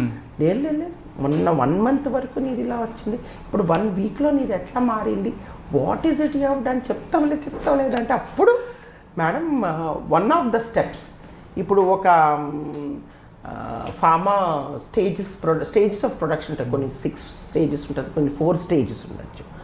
First stage, second stage, third, fourth ఉన్నప్పుడు 4 stagesలో ఒక స్టేజ్ మిస్ అయితే కూడా ప్రోడక్ట్ వస్తుంది ఒక్కోసారి. బట్ ఆ స్టేజ్ చేయటం మూలాన పొల్యూషన్ లెవెల్స్ తగ్గుతాయి. ఈ స్టేజ్ మిస్ అయినా చేయొచ్చు కదా, స్టేజ్ మిస్ చేస్తున్నాడు ఇన్నాళ్ళు.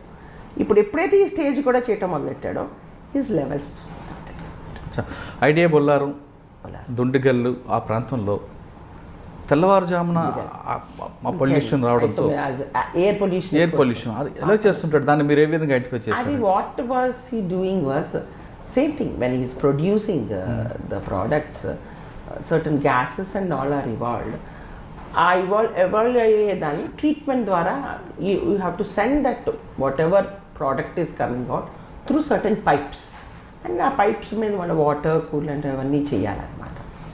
వీడు ఎలక్ట్రిసిటీ సేవ్ చేయడానికి వాటర్ కూలెంట్ అవన్నీ రన్ అవ్వాలంటే you have to switch on. He was sending the air gases through the pipes. ఆ కూలెంట్స్ని ఆఫ్ చేసాడు. Electricity pump running, electricity saving. అప్పుడు అది మరి వాసన వచ్చే, ఇట్ వాజ్ అన్ట్రీటెడ్ పోర్షన్, బాగా వాసన వస్తుంది. ఆ వాసన గాలి వాటం ప్రకారం వస్తుంది. అది ఒక లెవెల్ ఆఫ్ ఎయిర్లోనే ట్రావెల్ అవుతుంది and it settles down heavily గ్రౌండ్కి దగ్గర కూడా అనమాట. So and it effects sleeping children and old age people, వాళ్ళకి రెస్పిరేటరీ ట్రబుల్స్ కూడా వస్తుంటాయి అన్నమాట. దాన్ని అది ఎందుకు వస్తుందో, అన్నీ ఉన్నాయి, ఎందుకు వస్తుందో. కానీ ఆ కంపెనీ ఎలా ఐడెంటిఫై చేస్తారండి పలానా కంపెనీ స్మెల్ అని? వీ నో ద ప్రోడక్ట్స్ కదండి. ఇప్పుడు every unit what is it manufacturing, what are the byproducts, when we give them the consent for establishment and consent for operation, whole processes చూసిస్తాం. So ఏది ఏమొస్తుంది, ఇది వస్తుంది, దీనికి నువ్వు ఇవి పెట్టావా, ఈ ఎక్విప్మెంట్ ఇన్స్టాల్ చేసావా, ఇవన్నీ చూసి చెక్ చేసాకే కరెక్టే మేడం. నాకు క్వశ్చన్ అది కాదు. ఇప్పుడు మీరు పలానా ఏరియాలో ఇప్పుడు ఎగ్జాంపుల్ దుండిగల్లో నుంచి పబ్లిక్ కంప్లైంట్ చేస్తారు, మేడం మా ఏరియాలో పొల్యూషన్ ప్రాబ్లం వస్తుంది, చచ్చిపోతున్నాం అంటారు. ఏ కంపెనీ ఇదని మీరు ఎలాగ ఐడెంటిఫై చేస్తారు? అక్కడ ఉన్న కంపెనీస్లో ప్రోడక్ట్స్ చూస్తాం. ఫస్ట్ కెమికల్ ప్రొసీజరే ఉంది. సో ఆ వాసన వచ్చేది ఏ గ్యాస్ మాకు వాసన చూస్తేనే తెలిసిపోతుంది. సో ఆ గ్యాస్ వచ్చే ప్రాసెస్ ఏమిటి ఉందో వాటి మీద నిఘా పెడతాం. ఒకటి ఉండదు, ఎప్పుడు గ్రూప్ ఆఫ్ దెమ్ ఉంటాయి. సో ఆ గ్రూప్లో ఎవరు అనేది కనిపెట్టడం కొంచెం ఇలాగా వెళ్ళి వచ్చి చూస్తూ ప్రతి ఒక్క స్టెప్ చూస్తూ కరెంట్ రన్ చేసాడా లేదు. సో ఎలక్ట్రిసిటీ మీటర్స్ కూడా చూస్తాం. అందుకే మేము ఎంత రన్ అయ్యింది పవర్. అవి ఒకసారి ఒక అతను ఇలాగా చేయకపోతుంటే we had to give complaint to electricity people to cut off the electricity. We cut it, then he installed the equipment, అప్పుడు మేము కనెక్షన్ ఇచ్చాం.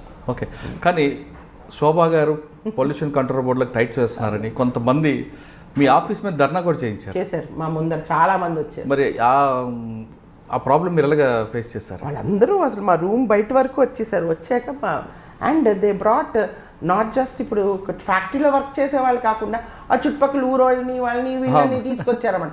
మాకు ఉద్యోగాలు పోతున్నాయి, నా జీతం రావట్లేదు, అది ఇది అని. నేను కూర్చుని మీ ఫ్యాక్టరీ ఓనర్ ఏడి అని అడిగాను. వాళ్ళు వచ్చారు. బాబు వాళ్ళు జీతం రావట్లేదు అంటున్నారు. సరే, అతను పని చేసేవాడు, నువ్వు అతను జీతం ఇవ్వాలంటే నువ్వేం చేయాలి? That is the way. వాళ్ళ ముందరే వాళ్ళతో అడిగించాను అనమాట. అంత జనం చూసి మా ఆఫీస్ వాళ్ళు అందరూ భయపడతారు. Let me talk to them, ఏం వరీ అవ్వద్దు పదండి అని, let me talk to them అని వెళ్ళి. మీరున్నారా అండి? Oh my god, let me talk to them. అప్పుడు పురుషోత్తం రెడ్డి గారు కూడా నా దగ్గర ఉన్నారు. రాండి సార్, మీరు రాండి, మాట్లాడుతున్నారు రండి అని తీసుకెళ్ళాను అనమాట. నేను ఆయన్ని ఏంటి అసలు ఏంటి చేయాలి, వాడు ఏం చేయట్లేదు కాబట్టి ఇది మీకు రావట్లేదు, వాడిని చేయమనండి మీకు వస్తుంది మీ జీతం అనేది అన్న అనమాట. ఓకే, ఇంకొక ఇష్యూ మేడం, ఇక్కడ పొల్యూషన్ కంట్రోల్ బోర్డుని మీరు సింగిల్ హ్యాండ్గా డీల్ చేసుకొచ్చారు. మీకు ఎంత man power and I had good support. Right, అంటే మ్యాన్ పవర్ ఉంది, మీ టీమ్ వర్కే ఉంది, కానీ అంటే ఒక రెబల్గా మీరు చేసుకొచ్చారు. Scientist and engineers were very helpful. Right madam, కాదనట్లేదు. కానీ ఆ టైంలో కొన్ని బల్క్ డ్రగ్స్ కంపెనీస్ అన్నీ కూడా శోభా గారిని ట్రాన్స్ఫర్ చేస్తామంటూ సూట్ కేసులు పట్టుకుని తిరిగాయి అనే వార్త వచ్చింది. అది నాకు తెలియదు సార్, నేను మీలాగే వార్త విన్నాను అంతే కానీ, but they could not success. అప్పుడు మీరు నాకు తెలిసింది అంటే ఒకళ్ళిద్దరు మై ఓన్ ఇంజనీర్స్ అంటే, మేడం ఇలా అనుకుంటున్నారు, మేడం అలా అంటున్నారు. పోనీలేరా వెళ్ళి వాళ్ళ ప్రయత్నం వాళ్ళు చేసుకుని మన పని మనం చేసుకుందాం. Let us continue to do our work. Let them do what they want to do. Let's see what happens. What is in store for the world. Let's see. మన పని మనం చేయాలి అంతే అనేదాన్ని. ఏ ఉన్న పక్కన పిడుగు పడినా సరే మన పని మనం చేయాలి అనేదాన్ని అంతే. ఓకే, బల్క్ డ్రగ్ తర్వాత పీసీబీ తర్వాత అండి? పీసీబీ తర్వాత finally my principal CCF then in 2010 Madhukar Raju garu, he literally argued, fought with the chief secretary and took me back to the department. I was back in the forest department then. Pollution control బోర్డులో కేవలం సనత్ నగర్లో office పెట్టుకొని దుండిగల్లు, పాస Mylaram, idea Bollaram కంపెనీలు కాకుండా ఇంకా రాష్ట్ర వ్యాప్తంగా కూడా మీరు కొన్ని దాడులు చేయడం, వాళ్ళ చొక్కలు చూపించారు. అప్పట్లో వాళ్ళకి ముక్కుకు వాసన వచ్చేలా, వాళ్ళ కంపెనీ వాసన వాళ్ళకే వచ్చేలా చేశారు. ఎగ్జాంపుల్ విశాఖపట్నం అవ్వచ్చు, లేదా కృష్ణా జిల్లా నున్న అవ్వచ్చు. ఈ రెండింటి కంపెనీ గురించి ఒకసారి చెప్పండి. ఎస్, ఫస్ట్ నున్న గురించి చెప్తానండి. అది చీఫ్ సెక్రటరీ హిమ్సెల్ఫ్ హరినారాయణ గారు, he got a complaint from some villagers around saying that ఆ పక్కన వాగులా ఉంది నున్నలో, ఫ్యాక్టరీస్ పక్కన ఫ్యాక్టరీస్ డిస్టిలరీ ఉంది పక్కన, దాంట్లోంచి ఎలా వస్తుందో తెలియదు కానీ మాకు వస్తున్న నీళ్ళు ద్వారా వాటి తాగటం మూలాన మాకు స్కిన్ డిజీజెస్ అవి వస్తున్నాయి. మా క్యాటిల్ వాళ్ళకి బర్రెలు ఉండేవి, అవన్నీ కూడా స్కిన్ డిజీజ్ వచ్చి మిల్క్ ఈల్డ్ కూడా తగ్గిపోతున్నది అని somebody complained to the chief secretary. So he called me, Sobha, I will not tell any engineer or any PCB fellow, నువ్వు తమాషగా ఇన్స్పెక్షన్స్కి వెళ్ళినట్టు వెళ్ళి నువ్వు ఏంటో అక్కడ తెలిసినట్టు, I want you to find out the truth because he got complaints on the local representatives, lot of involvement అని వచ్చింది. సో కొంచెం డెలికేట్గా ఉండింది. I want you only you to go get me and bring the report only to me. నేను ఎవరితో కూడా మాట్లాడలేదు. అప్పుడప్పుడు పేపర్ వాళ్ళు కూడా వస్తే నేను వచ్చాను చూసాను తీసుకెళ్తున్నాను కానీ రిజల్ట్ కూడా చెప్పలేదు, తర్వాత తెలిసింది. సో వెళ్ళి మీ చుట్టుపక్కలవన్నీ చూసుకుంటూ నున్నకు కూడా వెళ్ళి అది చూస్తున్నాను. ఆ డిస్టిలరీ అంతా ఉంది, వాటి ఏరేటర్స్ ఉన్నాయి, ఎఫ్లిన్ ట్రీట్మెంట్ నడుస్తుంది, దాని నుంచి నీళ్లు వదిలేసి చెట్లు పెంచుతున్నారు, అంతా బాగానే ఉంది. బట్ వాటర్లోంచి శాంపిల్స్ తీసుకెళ్ళాను. ఇక్కడ Vijayawada we have our laboratory. శాంపిల్స్లో టెస్ట్ చేయిస్తే దేర్ ఆర్ లెవెల్స్ అండ్ చుట్టుపక్కల డౌన్ స్ట్రీము, అప్ స్ట్రీము, ఆ విలేజెస్, ప్రజలు, వాళ్ళ హెల్త్ స్టేటస్, ఇవన్నీ కూడా చూశాను చాలా డీటెయిల్గా. ఎందుకంటే when you blame somebody you have to have solid proof and correct evidence కూడా ఉండాలి and you have to track it to the correct product. So ఉన్నది ఇది, బట్ ఎక్కడి నుంచి ఎలా వస్తుంది ఎక్కడ కనిపించట్లేదు. అది ఏదైనా బోట్ వేసుకుని వెళ్ళే నల్లా కాదు అది. ఇటు నుంచి నడిచినా, అటు నుంచి ఇటు నుంచి నడిచినా కనిపించటం లేదు. ఆఖరికి ఇటు కాదు అని అటు సైడ్ టువర్డ్స్ ద డిస్టిలరీ నున్న ఫ్యాక్టరీ సైడ్ నుంచి ఈ చివరి నుంచి అక్కడికి 1.5 కిలోమీటర్ 2-3 సార్లు నడిచాక ఒక గోడకి ఇటుపక్క ఒక చోట నుంచి కొంచెం వస్తున్నట్టు అనిపించింది. వి వర్ నాట్ క్లియర్. అండ్ అక్కడ దిగాలని అప్పుడు మా స్టాఫ్ని వాళ్ళని అక్కడ లోకల్ లేబరర్స్ని పిలిపించి వాళ్ళకి గ్లవ్స్ గంబూట్స్ అన్నీ ఇచ్చి కొంచెం అక్కడికి వెళ్ళి అవన్నీ అంత ముళ్ళ ఇదంతా అవన్నీ తీసి చూస్తుంటే కొంచెం ఇంత చిన్న ఓపెనింగ్లా కనిపించింది. దాంట్లోంచి వస్తుంది. అది ఎంత కిందకు ఉందంటే ఇప్పుడు మనం ఇక్కడ 4 ఉందనుకోండి, ఇక్కడి నుంచి ఇక్కడ గడుతున్నాం 6 అడుగుల కిందకు ఉంది. 6 అడుగుల కింద నుంచి వస్తున్నట్టు కనిపిస్తుంది. 6 అడుగుల కిందకి ఇక్కడ ఇంత లెవెల్ ఈ పై నుంచి కిందకి వెళ్తుందా, ఓర్ అది ఏదైనా జస్ట్ ఊజింగ్ కూడా ఉండొచ్చు కదా అని. బట్ అక్కడ శాంపిల్ కలెక్ట్ చేయమన్నా, శాంపిల్ కలెక్ట్ చేస్తే వాల్యూస్ ఉన్నాయి, టాక్సిక్ ఎలిమెంట్స్ అవన్నీ వాల్యూస్ ఉన్నాయి. అది చూస్తే వీళ్ళ యూనిట్లోంచి కూడా తీస్తే అది ఇది మ్యాచ్ అయింది. వి మ్యాచ్ ద కాంపోనెంట్స్. ఎక్కడి నుంచి ఎలా వెళ్తుంది ఎక్కడ కనిపించట్లేదు. సరే అక్కడ కనిపిస్తుంది కదా, దానికి ఎగ్జాక్ట్లీ లోపల ఫ్యాక్టరీలో తవ్వించడం మొదలెట్టారండి. ఎప్పుడైతే తవ్వించడం మొదలెట్టానో మేనేజ్మెంట్ వచ్చేసింది పరిగెత్తి. Then I knew there is something definitely here. Exactly 6 అడుగుల లోపల ఎంతవరకు ఎక్కడి నుంచి వచ్చినా అంతవరకు వెళ్ళి అవన్నీ తవ్వేస్తుంటే పేపర్ వాళ్ళు, న్యూస్ పేపర్ వాళ్ళు, టీవీ అందరూ వచ్చేస్తారు. అందరూ వచ్చేసి వాళ్ళు ఎవరిని గేట్లోంచి లోపల రానియద్దన్నాను. ఎందుకంటే నాది మధ్యలో పని అయిపోద్ది, ఇళ్ళందరూ వస్తాయి. మరి కంపెనీ వాడు మీకు సపోర్ట్ చేశాడు, థ్రెట్ ఇచ్చాడండి? అన్నీ అయినాయి అక్కడ. మా ఇంజనీర్స్, నా టాస్క్ ఫోర్స్ అంతా ఉన్నారు. వాళ్ళకి నేను ఫుల్ బలం, నేను వస్తే చాలా వాళ్ళు ఫుల్ పని చేసేటాను రెడీ అనమాట. ఇంక వాళ్ళు ఉంటే మీరు ఎవ్వరు మాట్లాడదు, మీరు పని చేయండి, వాడు ఏం మాట్లాడుతున్నా మీరు రికార్డ్ చేయండి అన్నట్టు. Right. When we started recording and note ఇంకా వాడు బయట కంప్లీట్ సీజ్ చేస్తాను, తాళం వేయించేసాను, ఆఫ్ చేయించాను, switch off, current off, everything తీసుకొచ్చేసి నేను ప్రెస్ వాళ్ళకి ఏంటంటే ఏం లేదు, మేము ఒక వాల్యూస్ అలా కనిపించింది, సో టెంపరీ స్టాప్ చేస్తున్నానంటే ఏంటి అనేది కొంచెం టెంపరీ క్లోజ్ చేయించేస్తాను, సీల్ ఆఫ్. తర్వాత మేము అది ఫైనలైజ్ చేసి ఏమి తప్పు లేదంటే తెరుస్తామని చెప్పేసి వచ్చేసానంటే. నెక్స్ట్ రాత్రి బండి ఎక్కేసి హైదరాబాద్ వచ్చేసానంటే. అవన్నీ రిపోర్ట్స్ మన వాళ్ళని హోల్ ఫోటోగ్రాఫ్స్, వీడియో అన్నీ తీసి తవ్వితి కర్ర పెట్టి చూసామండి. అంత బ్యూటిఫుల్ బ్రిక్తో కట్టాడండి నీట్గా. That was another thing. వచ్చి సిఎస్కి రిపోర్ట్ ఇస్తానే, నువ్వు క్లోజ్ చేసావా లేదా అనిపోతుంది. క్లోజ్ చేసావా, వచ్చాను సార్ అంటే. గుడ్ అని. He was the chairman of pollution control board, chief secretary is the chairman of the pollution control. Notice ఆయన చేతి ఇప్పించాను. ఆయన చేతి ఇచ్చాక వాడికి అర్థమైంది that he has to repair. Then he of course he repaired and later after 6 months we opened. Till then it was closed. And అప్పుడు మా మామయ్య గారు, he was alive, he was in Vijayawada. He was telling me వాళ్ళ పొలంలోంచి చెరుకు నున్న ఫ్యాక్టరీకి వెళ్ళేదంట.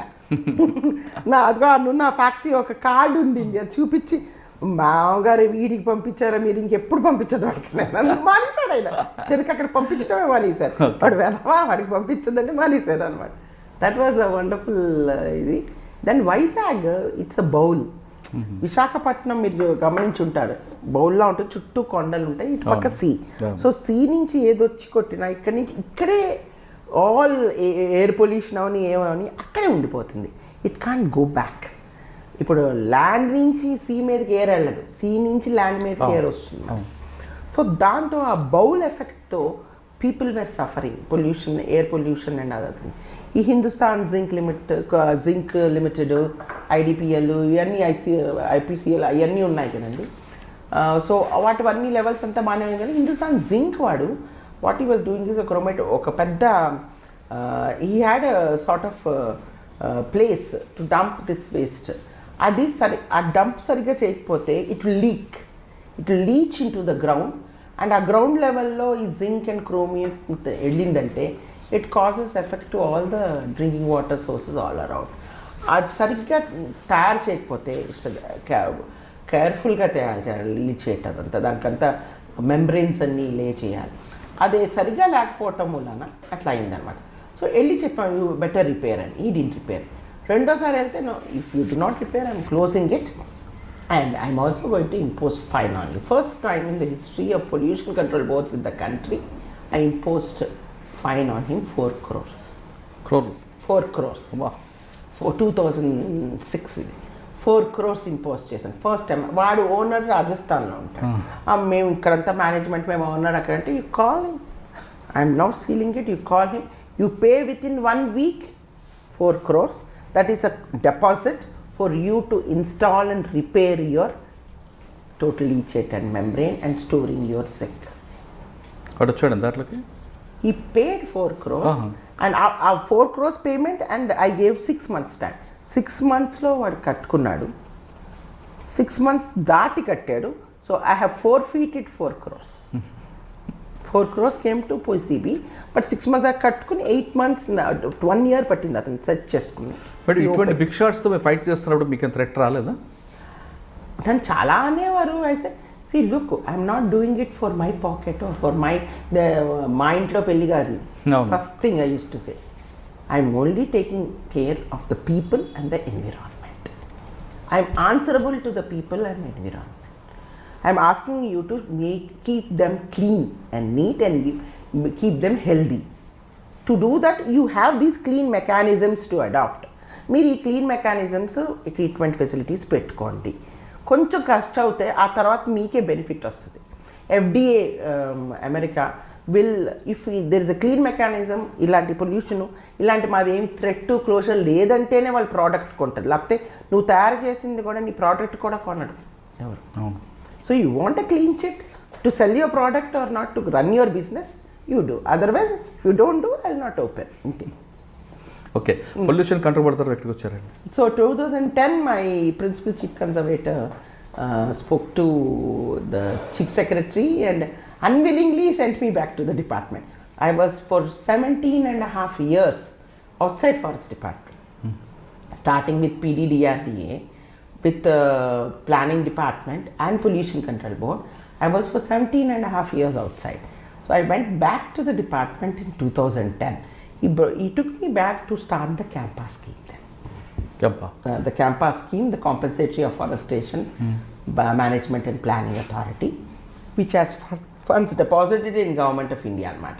ఇప్పుడు మనం ఏదైనా ఫారెస్ట్ ల్యాండ్ నాన్ ఫారెస్ట్రీ పర్పసెస్కి డైవర్ట్ అయితే, రోడ్డు కావచ్చు, రైల్వే లైన్ కావచ్చు, ఇరిగేషన్ ప్రాజెక్ట్ అవ్వచ్చు, ఓర్ రిజర్వాయర్ అవ్వచ్చు, ట్రాన్స్మిషన్ లైన్ కావచ్చు, ఆప్టికల్ ఫైబర్ కేబుల్ కావచ్చు, వీటికన్నిటికీ ఎప్పుడైతే ఫారెస్ట్ ల్యాండ్ డైవర్ట్ అవుతుందో దానికి ఎంత ల్యాండ్ పోయిందో దానికి నెట్ ప్రజెంట్ వాల్యూ కట్టాలి. ఎంత ల్యాండ్ పోయిందో equivalent land non forest land ఇస్తారు. ఆ నాన్ ఫారెస్ట్ ల్యాండ్లో అఫారెస్టేషన్, కాంపెన్సేటరీ అఫారెస్టేషన్ రేస్ చేయడానికి డబ్బులు కడతారు. ఈ రెండే కాకుండా ఒకవేళ వైల్డ్ లైఫ్ ఏరియాస్ ఏమైనా ఇన్వాల్వ్ అయితే ఆ wild life mitigation measures plan కూడా డబ్బులు కడతారు. చుట్టూ బౌండరీ పిల్లర్స్ కట్టడానికి కూడా డబ్బులు ఇస్తారు. ఎక్స్ట్రాక్షన్ చేసి ఇవ్వటానికి, చెట్లు వాళ్ళకి ల్యాండ్ హ్యాండ్ ఓవర్ చేసే ముందు చెట్లు కొట్టేసి మేము డిపోలో సేల్ చేయాలి, వాటికి కూడా వాళ్ళు డబ్బులు ఇవ్వాలన్నమాట. ఈ ఫండ్స్ అన్నీ 1980లో వచ్చింది ఇది ఫారెస్ట్ కన్జర్వేషన్ యాక్ట్. అప్పటి నుంచి జరుగుతున్న వాటికన్నిటికీ డబ్బులు అప్పుడు మొదట్లో స్టేట్స్ దగ్గరే ఉండేవి. కానీ స్టేట్స్ ఈ కాంపన్సేటరీ అఫారెస్టేషన్ సరిగ్గా ఇంప్లిమెంట్ చేయట్లేదని 1995 నుంచి ఒక గోదావరమన్ తిరుమల పాడని, is a deputy tahsildar of Tamil Nadu. He filed a case in supreme court saying that ఈ ఫారెస్ట్ ల్యాండ్ డైవర్షన్ అవుతుంది, దాని డబ్బులు కడుతున్నారు, అన్ని స్టేట్స్లో ఉన్నాయి, కానీ they are not being put to proper use అని.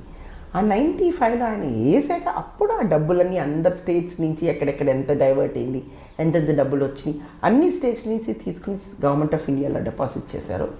అప్పటి నుంచి డైవర్ట్ అవుతున్న మనీ అంతా గవర్నమెంట్ ఆఫ్ ఇండియాలోనే అకౌంట్స్లో డిపాజిట్ చేయాలి. ఏ స్టేట్ ఆ state. That amount they started giving. Supreme court gave orders in 2009. 2009లో compensatory afforestation management guidelines అని ఇచ్చి every year 10% of the amount deposited for diversion ఏ స్టేట్కి ఆ స్టేట్కి ఇస్తే వాళ్ళు ఆ ల్యాండ్స్ ఏవైతే వచ్చినాయో కాంపన్సేటరీ ల్యాండ్స్లో కాంపన్సేషన్ చేయటం, అఫారెస్టేషన్ రైజ్ చేయటం, వైల్డ్ లైఫ్ ఏరియాస్లో wildlife mitigation measures implement చేయటం, క్యాచ్మెంట్ ఏరియా అయితే క్యాచ్మెంట్ ఏరియా ప్లాన్ చేయటం, ఈ ఎన్పివి కింద తీసుకున్న డబ్బులు కూడా అఫారెస్టేషన్ చేయటం, ఇవన్నీ చెయ్యాలి అని గైడ్లైన్స్ ఇచ్చింది. So that was the year 2009 when it came and the scheme came and every state started getting 80 to 100 crores per year. అప్పుడు ఆంధ్రప్రదేశ్కి 89 crores వచ్చింది ఫస్ట్ అన్నమాట. సో దాన్ని వచ్చాక అది వచ్చినా they did not spend 2009. So 2010 దాని స్కీమ్ అని చెయ్యాలి అది అని ఇంకా no state was, it was in the beginning stage whole country. So ఈ స్కీము ఇలాంటి ఇంప్లిమెంటేషన్ ఇవన్నీ అంటే శోభ బాగా చేస్తుంది అని నన్ను సిఎస్ గారిని అడిగి పట్టుకుని they got me back. So నేను I join back as CCF, అప్పుడు ర్యాంక్ నేను CCF CAMPA. So then I went to Delhi once, came back, got the guidelines, studied, and I prepared my annual plan in April 2010. Went to Delhi again and got first clearance in the country was CAMPA plan of Andhra Pradesh. అప్పటి నుంచి ఆ plan they recorded and sent to all the states. On these broad framework, you prepare your annual plan of operations అంటారు దాన్ని, APO అంటారు. You prepare your APO and submit it. So that's how I started the CAMPA almost in the country. అప్పటి నుంచి guide lines అన్నిటికీ కూడా నన్నే పిలుస్తూ వచ్చేవారు ఢిల్లీలో కూడా. సో అది అలాగా వచ్చింది. Then state bifurcation. Satisfaction in CAMPA is we could do, ఇప్పుడు మన స్టేట్ ఇచ్చే ఫండ్సే కాకుండా ఈ ఫండ్స్ నుంచి మన ఫారెస్ట్ ఏరియాస్ని ప్రొటెక్షన్ అండ్ కన్జర్వేషన్ చేయగలిగాం. That is very good. It was a nice supplementary amount, complement చేసింది మన వర్క్కి. దాని నుంచి చక్కగా అన్ని సిస్టమేటిక్గా దెన్ వీ నోటిస్డ్, అప్పుడు PCCF అందరూ డిస్కస్ చేసుకుని మన స్టాఫ్కి ఇంటీరియర్ ఏరియాస్ క్వార్టర్స్ తక్కువ ఉన్నాయి, they don't have infrastructure, they do not have even mobility, jeeps లేవు, మన సబ్ DFOస్కి లేవు, DFOస్కి లేవు, కన్జర్వేట్. మనకు అప్పుడు government also did not give much funds for buying vehicles for the department. First time ప్లాన్లోనే 250 vehicles పెట్టాను.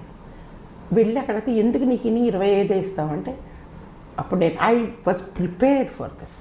వాళ్ళు తగ్గించేస్తారు, నేను 250 అలా తెచ్చుకోవాలని నేను ఫుల్ ప్రిపేర్ అయ్యి వెళ్ళాను అన్నమాట. So I took out when was the last motorcycle or last vehicle bought in the department and why government is also not able to give us. So అవన్నీ తీసుకుని వెళ్ళి this is my action plan. ఇవన్నీ ఈ ఇంటీరియర్స్లో నేను implement చేస్తున్నాను. అక్కడికి వెళ్ళి చేయాలంటే నా రేంజ్ ఆఫీసర్కి మోటార్ సైకిల్లో వెళ్తే కాదు, జీప్లో వెళ్తే అందరినీ వేసుకుని వెళ్తాడు. మా రేంజ్ ఆఫీసర్కి జీప్ కావాలి, మా బీట్ ఆఫీసర్స్కి, సెక్షన్ ఆఫీసర్స్కి 2 వీలర్స్ కావాలి. 2 వీలర్స్ కూడా తెచ్చుకున్నాను తర్వాత. దెన్ మా సబ్ DFO కూడా జీప్స్ కావాలి. మా DFOస్కి అప్పుడు ఆ రోజుల్లో బొలేరో ఇవ్వండి, మా వాళ్ళు కూడా తిరిగి. ఇప్పుడు మనం ఆఫీస్లోనే కూర్చుంటే DFO కాదు కదా, వీళ్ళు చేస్తున్న పనిని సూపర్వైజ్ చేయాలి.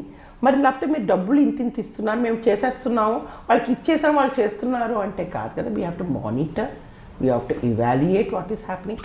మనం చేసే స్కీము, మన పద్ధతి, నాటే పద్ధతి, టెక్నిక్ కరెక్ట్ ఉందా లేదా, do we have to change, ఇవన్నీ చూడాలి. దెన్ వీటికన్నిటికీ కలిపి ప్రొటెక్షన్ ఆఫ్ ఫారెస్ట్, కన్జర్వేషన్ ఎక్కువ తిరగాలి. ద మోర్ విజిబుల్, మన మనుషులు ఎంత ఫ్రీక్వెంట్గా వెళ్తే అంత తగ్గిపోతుంది crimes in the forest. So అవన్నీ చేయాలి అంటే I need mobility. So one time కింద ఇవ్వండి, ఎవ్రీ ఇయర్ అడగటం లేదు. This is the beginning of the project and every year you are going to give me 100, slowly 100 అవ్వచ్చు, 200 అవ్వచ్చు. Right now we have 600 crores CAMPA going on. అంటే CAMPA funds మీ vehicles కొన్నాను అప్పుడు ఫస్ట్ టైం 250 వెహికల్స్. 250 తర్వాత ఎక్కడికి వచ్చారు but CAMPA తర్వాత? CAMPAలోనే I was continuing and even when Telangana was formed I was in CAMPA. Along with CAMPA నాకు forest conservation act and clearances కూడా నాకు after Telangana state was formed, the other subject was also given. So I was taking care of forest conservation act, diversion proposals as well as implementing the CAMPA scheme. Adi from 2014 I was doing it. 2016-17 varaku I was doing both CAMPA as well as Forest Conservation Act. Then I became the additional PCCF in 2011 itself. Then tarvata other inka work load perige koddi No, Sobha is required most for, now she has set, the APO is set, the framework is set, everybody has to just follow it, there is nothing new in it. You only have to follow the set procedures, conduct those meetings, conduct the review, monitoring, audit కూడా ఉండేది దానికి అన్ని audit అవన్నీ every year annual reports కూడా నేను print చేయించేదాన్ని, every year రిపోర్ట్లు ఇచ్చేదాన్ని, audit అయ్యేది, ఏజీ ఆడిట్ అయ్యేది, ఇంటర్నల్ ఆడిట్ అయ్యేది, చాలా సిస్టమేటిక్గా పెట్టి గవర్నమెంట్ ఆఫ్ ఇండియా కూడా ఇక్కడ నుంచి థర్డ్ పార్టీ ఎవాల్యుయేషన్ చేయించాను. Then 2-way system of cash book entry చేయించాను అనమాట, డ్యూయల్ ఎంట్రీ అదంతా. ఇవి నేను చేసింది తీసుకెళ్ళి government of India guidelines ఇచ్చింది తర్వాత. Then they said no conservation act Telangana has to develop more, so we'll use her more totally for conservation act because I was already known in government of India in the ministry in environment wing as well as forestry wing. They wanted to use me more that side. So CAMPA వేరే ఆఫీసర్కి ఇంకొక additional పీసీసీకి ఇచ్చి I was totally forest conservation act FCA nodal officer and PCCF rank కూడా. Okay. So while doing that I could get in record time clearances because I studied the things more. ఎవరైనా proposals ఇచ్చేటప్పుడు చాలా కేర్ఫుల్గా కరెక్ట్గా submit చేయాలి and ఏమేం documents ఉన్నాయి, justification అనేది కరెక్ట్గా ఉండాలి, ఎందుకు కావాలి ఆ ల్యాండ్ అనేది. ఆ ల్యాండ్ కాక వేరే ల్యాండ్ తీసుకోవచ్చా, తగ్గించచ్చా ఫారెస్ట్ ల్యాండ్ డైవర్షన్, ఇవన్నీ నేను ముందరే అక్కడ మామూలుగా జరిగేది ఏంటంటే ఎవరైనా ప్రపోజల్ ఇస్తే దాన్ని అలాగే చూసి రాసి పంపించేస్తారు ఏ రాష్ట్రం అయినా. అక్కడ వాళ్ళు ఇంకా 100 ప్రశ్నలు వేస్తారు, అవన్నీ నేను చూసి ముందర నేను చేసేసేదాన్ని ఆ ఫిల్టరింగ్ అంతా. నా లెవెల్లోనే వాళ్ళని నేను సాటిస్ఫై అయితే ఆ proposal it will be cleared by government of India అలాగ వచ్చేసింది అనమాట.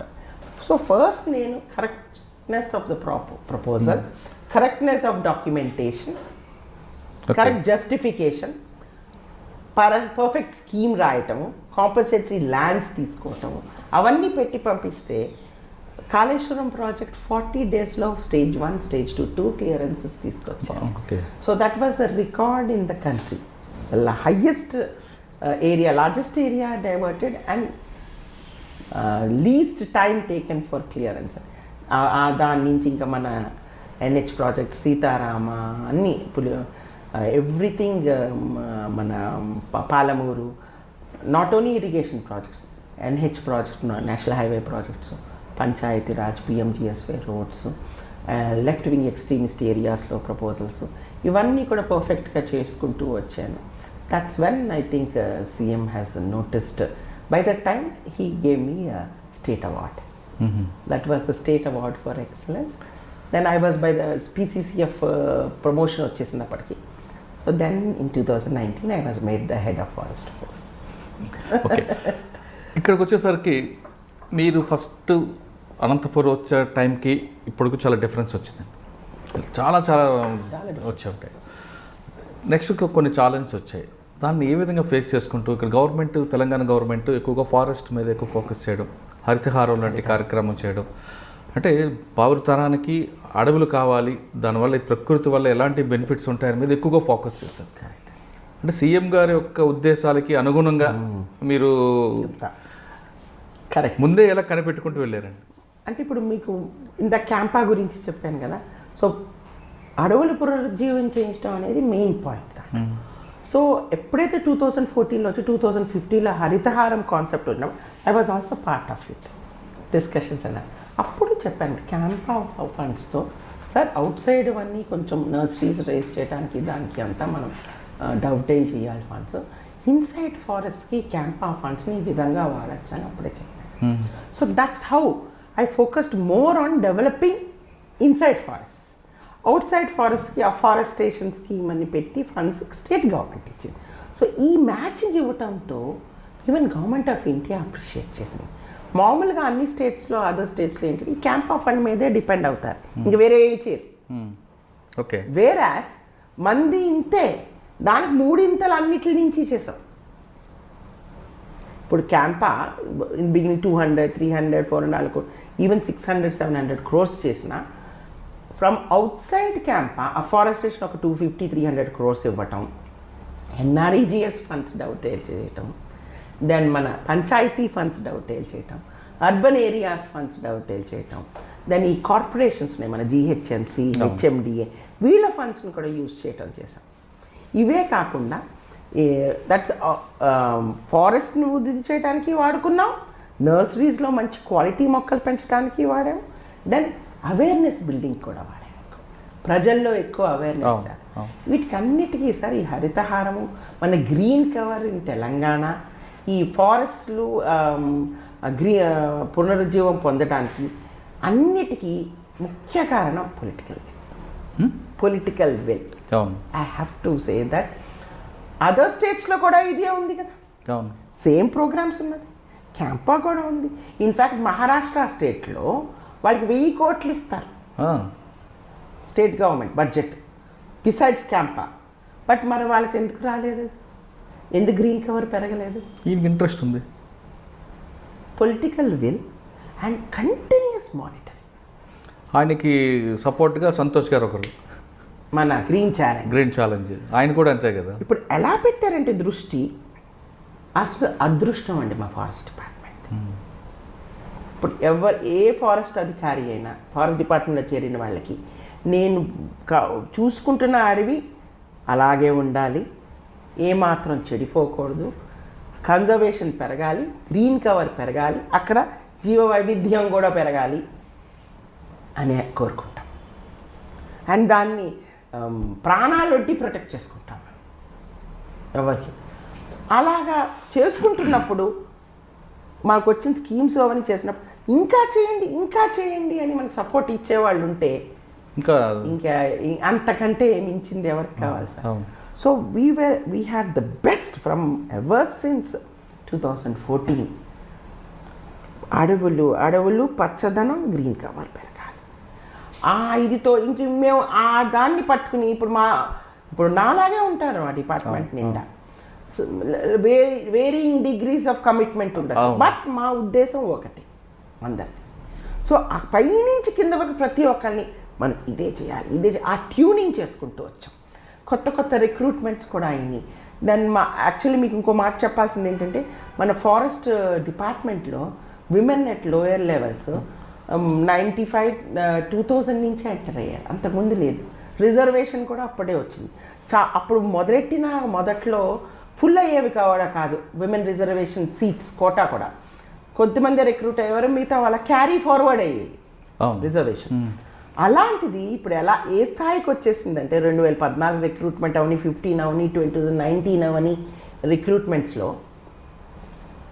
విమెన్ కోటా ఫిల్ అయింది, జనరల్ మెరిట్లో కూడా వచ్చేసారు. ఇప్పుడు lower level range officer, section officer, beat officer ర్యాంక్లో 40.44% విమెన్ ఉన్నారు సార్. అండ్ వాళ్ళ కమిట్మెంట్ అంటే వాళ్ళు స్పెషల్ అన్ను, but they are equal, more committed మాత్రమే అంట. బట్ బీ టైంలోనే గ్రామాల్లో నర్సరీ అంటే ఆ కాన్సెప్ట్ ఎందుకు వచ్చిందండి? అది మన పంచాయతీరాజ్ యాక్ట్ నుంచి వచ్చింది. ఫస్ట్ మీకు చెప్పాలి ఏంటంటే, మొదట్లో 2015లో ఫారెస్ట్ డిపార్ట్మెంట్ నర్సరీస్ రేస్ చేసింది. కష్టపడి అప్పటికప్పుడు అడిగితే కోట్లు అడిగితే ఇంతింతవే వచ్చినాయి. 2వ సంవత్సరానికల్లా 10. ఎందుకంటే మేము ఎప్పుడు ఈ సంవత్సరం నాటాలంటే, ఇప్పుడు 22 వర్షాలకి మొక్క నాటాలంటే మేము 20లో మొదలెడతాం, విత్తనం వేసి బ్యాగ్లో 20 జనవరిలో బ్యాగ్లో పెంచుతాం, 21 జనవరిలో బ్యాగ్లో పెడతామండి, 21 సెప్టెంబర్ అక్టోబర్లో పెద్ద బ్యాగ్లోకి మారుస్తాం మొక్కని, 22కి 1.5 మీటర్ హైట్ మినిమం చెట్టు ఉంటుంది మాకు, గట్టిగా స్టర్డీ హెల్దీగా, అది నాటుతాం. సో మొదట్లో ఆయన నాకు ఇన్ని కోట్లు కావాలి అని అడిగేసరికి ఇంతింతే వచ్చినాయి. ఫస్ట్ ఇయర్ 2015 అలాగే ఇచ్చేసాం. బట్ అప్పుడు ప్లాన్ చేసుకున్నామండి, అప్పటి నుంచి క్యాంపా ఫండ్స్ నుంచి 365 days నర్సరీస్ డెవలప్ చేయటం మొదట. కానీ అది మేము పెంచుకునే స్టాక్కే, ఊర్లో వాళ్ళకి ఇచ్చే స్టాక్ సోషల్ ఫారెస్ట్రీ వింగ్ ఉండేది అప్పుడు. దాన్ని మళ్ళీ 2016 రీఆర్గనైజేషన్లో అన్నీ కలిపేసాం. మన అన్ని జిల్లాలకి వచ్చేసాం, 33 జిల్లాలకి వచ్చాక అప్పుడు రియలైజ్ అయ్యాం మనం ఒక్కళ్ళు చేస్తే కాదు. సీఎం గారు కూడా రియలైజ్ అయ్యారు. మేము ఎంత పెంచి వెళ్ళి చెప్తున్నా సరే ఫారెస్ట్ డిపార్ట్మెంట్ వాళ్ళు మొక్క బాగుంటుంది, మిగతా వాళ్ళు బాగుంటలేదు, అది తేడా తెలిసిపోయింది. సో మేము ఎంత చేయగలం మా కెపాసిటీస్ ప్రకారం చేయగలం, మేము మళ్ళీ మా వర్క్ కూడా చేసుకోవాలి. It's just not out side forest, మేము ఇన్సైడ్ ఫారెస్ట్ వర్క్ కూడా చేసుకోవాలి. సో అది వీళ్ళ టెక్నికల్ నోహౌ వాడుకుందాం, మనం ప్రజలతో చేసుకుందామని అది ఓవర్ టాక్స్ వచ్చినాయి. అప్పుడు ఎన్ఆర్ఐజిఎస్ కింద కూడా ఈ వర్క్ చేయొచ్చు అనేది గవర్నమెంట్ ఆఫ్ ఇండియా నుంచి కూడా మాకు కొంచెం ఆ క్లారిటీ కూడా వచ్చింది. Why can't we do these also. NRIGS కింద మేము కూడా రేస్ చేయడం మొదలెట్టాం, కానీ అప్పుడు ప్రజల్ని ఇన్వాల్వ్ చేయడం మొదలెట్టారు. అప్పుడు పంచాయత్ రాజ్ యాక్ట్ తీసుకొచ్చారండి. దాంతో వాళ్ళకి 10% గ్రీన్ ఫండ్ ఇవ్వటం, అర్బన్ లోకల్ బాడీస్ కూడా గ్రీన్ ఫండ్ ఇవ్వటం, that is the revolutionary innovative idea of Telangana state. ఇప్పుడు మా పంచాయతీరాజ్ యాక్ట్స్ బుక్స్ అవన్నీ మొన్న ఫిబ్రవరి లాస్ట్ వీక్లో I could host a national conference year for all the states. DG forest కూడా వచ్చారు ఇక్కడ, మన గ్రాండ్ కాకతీయలో నేషనల్ కాన్ఫరెన్స్ జరిగింది only on these innovative ideas and creativities of all states. అందరూ అదే అన్నారు, your new acts and rules, your innovativeness of involving people and public and planning for both inside and out side forest. Forest లోపల forest బయట కూడా మీరు plan చేయటం మూలానే ఇవన్నీ వచ్చినాయి and it has yielded result. ఇప్పుడు ప్రజలు దే ఆర్ ఓనింగ్ అప్, వాళ్ళే గ్రో చేస్తున్నారు. వాళ్ళకి మేము only repeated training, repeated exercise. ఇప్పుడు ప్రతి బీట్ ఆఫీసర్కి 5-6 ఊళ్ళు ఎక్స్క్లూజివ్. వాళ్ళు ఆ ఊళ్ళలో నర్సరీ చుట్టూ తిరుగుతారు, ఆ పంచాయత్ సెక్రటరీస్ వాళ్ళంతతో కూర్చోబెట్టి ఏ విధంగా ఎప్పుడు ఏది వేయాలి, ఎలా వేయాలి, ఎప్పుడు మార్చాలి, ఎప్పుడు బ్యాగ్ మార్చాలి, అవన్నీ నేర్పిస్తారు. ఇప్పుడు మొదటి సంవత్సరంలో వాళ్ళు కష్టపడ్డారు, తర్వాత వాళ్ళు ఇప్పుడు దే హ్యావ్ ఇంప్రూవ్డ్. ఎంత మంచి క్వాలిటీ సీడ్లింగ్స్ అంటే ఇప్పుడు మీరు వాళ్ళ పల్లె ప్రకృతి వనాలు చూడండి ఎంత బాగున్నాయి. ఇప్పుడు ఆ green lungs in every village ఎంత మంచి ఐడియా అండి. అండ్ అవెన్యూ ప్లాంటేషన్స్ చేశారు, దెన్ కమ్యూనిటీ ల్యాండ్స్లో ప్లాంటింగ్ చేశారు. ఇవన్నీ కూడా చాలా బాగా వచ్చినాయి. ఈ ప్రోగ్రామ్ మూలాన మన గ్రీన్ కవర్ పెరిగింది. ఆ green cover forest survey of India రిపోర్ట్స్లో కూడా కన్సిస్టెంట్ ఇంక్రీజ్ వచ్చింది తెలంగాణ స్టేట్. రైట్ అండి. అంటే మీరు గ్రామాల్లో నర్సరీ ఇటువంటి కార్యక్రమాలు చేశారు. మీరు అన్నట్లుగానే తెలంగాణ రాష్ట్రంలో అటవీ పరిధి పెరిగింది. ఎక్కడ చూసినా పరిధి కాదు సార్, పరిధి ఏరియా పెరగలేదు, గ్రీన్ పెరిగింది. ఓకే, కానీ ఇక్కడ 2 క్వశ్చన్స్ వస్తున్నాయండి. వర్షాకాలం వచ్చిందంటే మొక్కలు నాటించడం అనేది పెద్ద ప్రాజెక్ట్ తీసుకుంటున్నారు. ఆ టైంలో ప్రైవేట్ ల్యాండ్లో వేసి ఏదో పొలిటీషియన్ మొక్కుబడి కోసం ప్రైవేట్ ల్యాండ్లో వేసేయడం, అది పశువులు తినేయడం, దానికి రెస్పాన్సిబిలిటీ లేకపోవడం ఒకటి. పంచాయతీసే రెస్పాన్సిబిలిటీ పెట్టుకోవాలి. అంటే గవర్నమెంట్ ల్యాండ్లో వేస్తే రెస్పాన్సిబిలిటీ ఉంది, ప్రైవేట్ ల్యాండ్లో వేయడం వల్ల రెస్పాన్సిబిలిటీ లేకపోవడం, అంటే అక్కడ ఏదో టార్గెట్ రీచ్ అవ్వాలి ఇంటెన్షన్లో చేసినట్లు ఒకటి. నెంబర్ 2, చారానా కోడికి బారానా మసాలా పబ్లిసిటీ లాగా మొక్క కాస్ట్ ఏమో 10 రూపాయలు ఉంటే ఆ రోజు జరిగే పబ్లిసిటీ కాస్ట్ ఎక్కువ అవడం, దానివల్ల ఈ కాంపా ఫండ్స్ అన్ని కూడా మిస్యూజ్ అవుతున్నాయి. కాంపా ఫండ్స్ దీనికి ఒక్క పైసా వాడకపోయినా మిగతా ప్రభుత్వ నిధులు అయితే వేస్ట్ అవుతున్నాయి. వాళ్ళు పంచాయతీ నిధులే, పంచాయతీ నిధులు వేస్ట్ అవుతున్నాయి, పబ్లిసిటీకి ఎక్కువ అవుతుంది. అంటే కండువాలని, క్యాప్లని వీటికి ఇది కంట్రోల్ చేయడానికి ఏమన్నారు అంటే సార్, దానికి ప్రతి దానికి ఇది బిగినింగ్ ఉంటుంది సార్. మళ్ళీ మీరు అనొచ్చు, మొదట్లో ఈ హరితహారం ప్రాజెక్ట్ మొదలెట్టినప్పుడు 4 or 5 years ఇంప్లిమెంట్ చేద్దాం అనుకున్నాను. కానీ మేము చెప్తూనే ఉన్నాం, మనం వేసే కొద్దీ ఆ మొక్క పెరిగే కొద్దీ నంబర్స్ తగ్గుతాయి, న్యాచురల్ ఇది పోతూ ఉంటాయి, మోర్టాలిటీ ఉంటుంది. సో పర్సంటేజ్ 85 జనరల్ ఉంటుంది. అంటే మళ్ళీ ఆ 15%కి చేరాలంటే మళ్ళీ నాటాలి కదా. So you have to continue this యజ్ఞం ఆఫ్ ప్లాంటింగ్ నెంబర్ 1. సో అది చేసుకుంటూ పోతూనే మీకు 33% గ్రీన్ కవర్ వస్తుంది. కరెక్ట్. ఈ పబ్లిసిటీ దీంట్లో ఫస్ట్ అది ఉండండి. సో దాంట్లో ఇవి built in essential evils sir, ఏ ప్రోగ్రామ్కైనా ఏ స్కీమ్కైనా. కానీ అంతా దానికే పోతుంది, ఇది తగ్గుతుంది అని అనుకోకూడదు. ఎనీ స్కీమ్ ఏది ఇంప్లిమెంట్ చేసినా నార్మలీ సక్సెస్ఫుల్ అంటారు ఎప్పుడంటే స్కీము, అది 30% సక్సెస్ అయితే సక్సెస్ఫుల్ అంటారు గవర్నమెంట్. వేరాస్ ఇక్కడ మీరు 85% వస్తాం. ఓకే, మీరు అర్థం చేసుకోండి. But unless there is a publicity, people involvement అంత స్కేల్లో ఉండదు. ఈ క్యాప్స్ అవని, మీరు అన్నట్టు క్యాప్స్ అవని, కండువాలు అవని, పొలిటీషియన్స్ రాని, వాళ్ళు వస్తున్నారంటేనే కూడా జనం వస్తారు.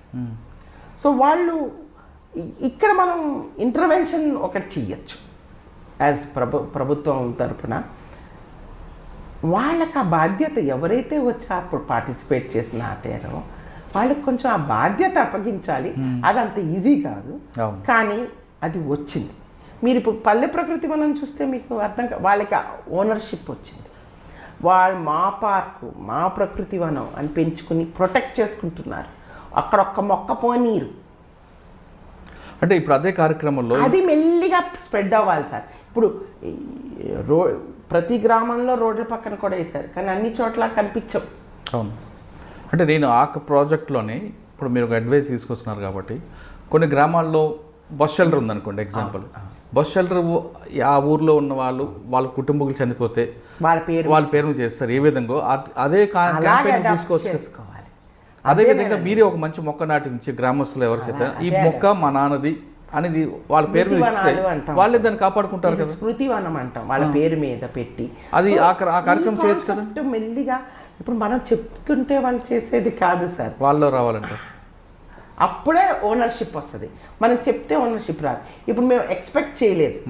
To tell you frankly, forest డిపార్ట్మెంటే కాదు వేరే వాళ్ళు కూడా నేర్చుకుంటేనే ఇది సక్సీడ్ అవుతుందని రియలైజ్ అయినప్పుడు మనం పంచాయతీ నర్సరీస్కి వాటికి వెళ్ళాం.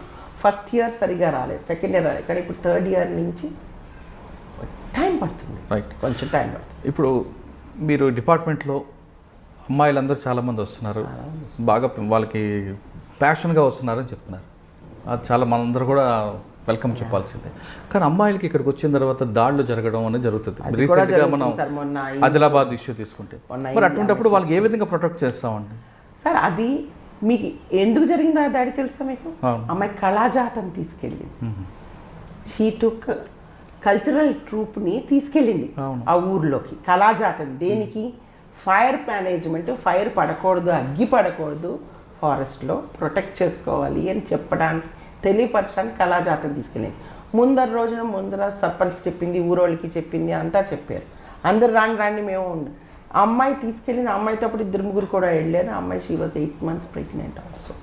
ఇక్కడ కాగజ్ నగర్లో జరిగింది సార్. అవి తీసుకెళ్ళిన తర్వాత సర్పంచ్ ఉన్నాయి వెనకాలకి వెళ్ళిపోయాడు. విమెన్ని ఆ అమ్మాయి మీదకి తరిమేశారు. But she is fine now. Luckily there was no God's grace అనాలంతే. తనకి ఏం మిషాప్ కాలేదు. She's fine now.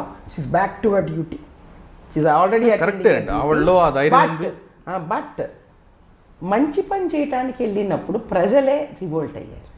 సో ఇప్పుడు వాళ్ళకి కౌన్సిలింగ్ నడుస్తుంది రైట్ నౌ. ఇప్పుడు వాళ్ళు తప్పు చేసేసారని వాళ్ళు శిక్షించడం కాదు. అంటే నేను అంటుంది ప్రజల్ని ఆ విధంగా ప్రొవోక్ చేసిన వ్యక్తి మీద మనం యాక్షన్ తీసుకోవాలి కదా. వాళ్ళని 8 మందిని వేసేసారు. They are inside. 8 of them are inside. అంటే వాళ్ళకి అంత ధైర్యం ఏ విధంగా వచ్చిందంటే వాళ్ళకి ఆక్యుపై చేసుకోవాలని. వీళ్ళు ఈ ఫారెస్ట్ వాళ్ళు అగ్గి అది వేయకూడదని చెప్పడానికి వస్తున్నారు. అండ్ ఫ్రెష్ ఎంక్రోచ్మెంట్ కానివ్వటం లేదు. కరెక్టే. వాళ్ళు అంత స్టెప్ తీసుకోవడానికి గతంలో ఉన్న డిపార్ట్మెంట్లో వాళ్ళు ఇచ్చిన అలుసే అనేది ఒక వార్త ఉంది. కాదు సార్, ఆ ఏరియాలో అయితే కాదు. Right, okay. ఇక మీరు నెక్స్ట్ మీ ప్రాజెక్ట్లోకి వస్తే మీరు చెప్తున్నారు హరితహారం మన అంత తెలంగాణ అంత పచ్చదనం కనిపిస్తుంది. కానీ పర్టికులర్గా మన ఒక మీకు ఇందాక కోతుల గురించి కూడా చెప్పాలి. ఆ మొక్కను వేయడం వల్ల ఏంటి benefit? Actually conocarpus is an example. Conocarpus వేయడం అంటే అది యాక్చువల్గా దుబాయ్ లాంటి ప్రాంతాలు మన దేశానికి సంబంధించిన చెట్టే కాదు. మరి అది ఇక్కడ వేయడం వల్ల అది ఈజీగా దొరుకుతోందని, గ్రీన్గా చక్కగా పెరిగి గ్రీన్ కవర్గా కనిపిస్తోందని, తక్కువ కూడా దొరుకుతుంది అని వీళ్ళంతా కొనేసేస్తున్నారు. కానీ దాని నుంచి ఏ ఉపయోగం లేదు. అదే కదా. ఇప్పుడు ఇన్ఫ్యాక్ట్ అంటే ఎక్కువ అర్బన్ బాడీస్ కొంతమంది పంచాయతీల్లో వేస్తున్నారు, కానీ పంచాయతీ వాళ్ళు లోకల్ ట్రీస్ ఎక్కువ వేస్తారు. మీరు గమనించుకోండి. వాళ్ళకి జ్ఞానం ఎక్కువ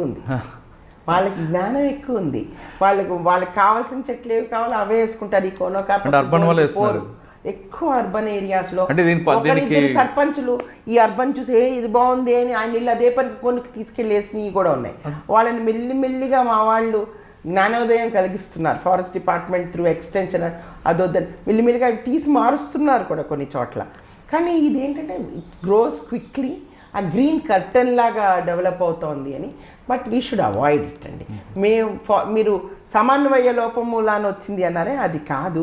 అక్కడ ఫారెస్ట్ ఆఫీసర్సే జిహెచ్ఎంసీ హెచ్ఎండిఏలో వర్క్ చేస్తారు. వాళ్ళు అది వద్దు అని చెప్పినా కొన్ని జరిగిన ఇన్స్టెన్సెస్ ఉంటాయి.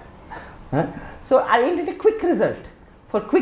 సరే తర్వాత మార్చుకుందాం, ఇప్పుడు ఇవి వేసేద్దాం ఇదితో.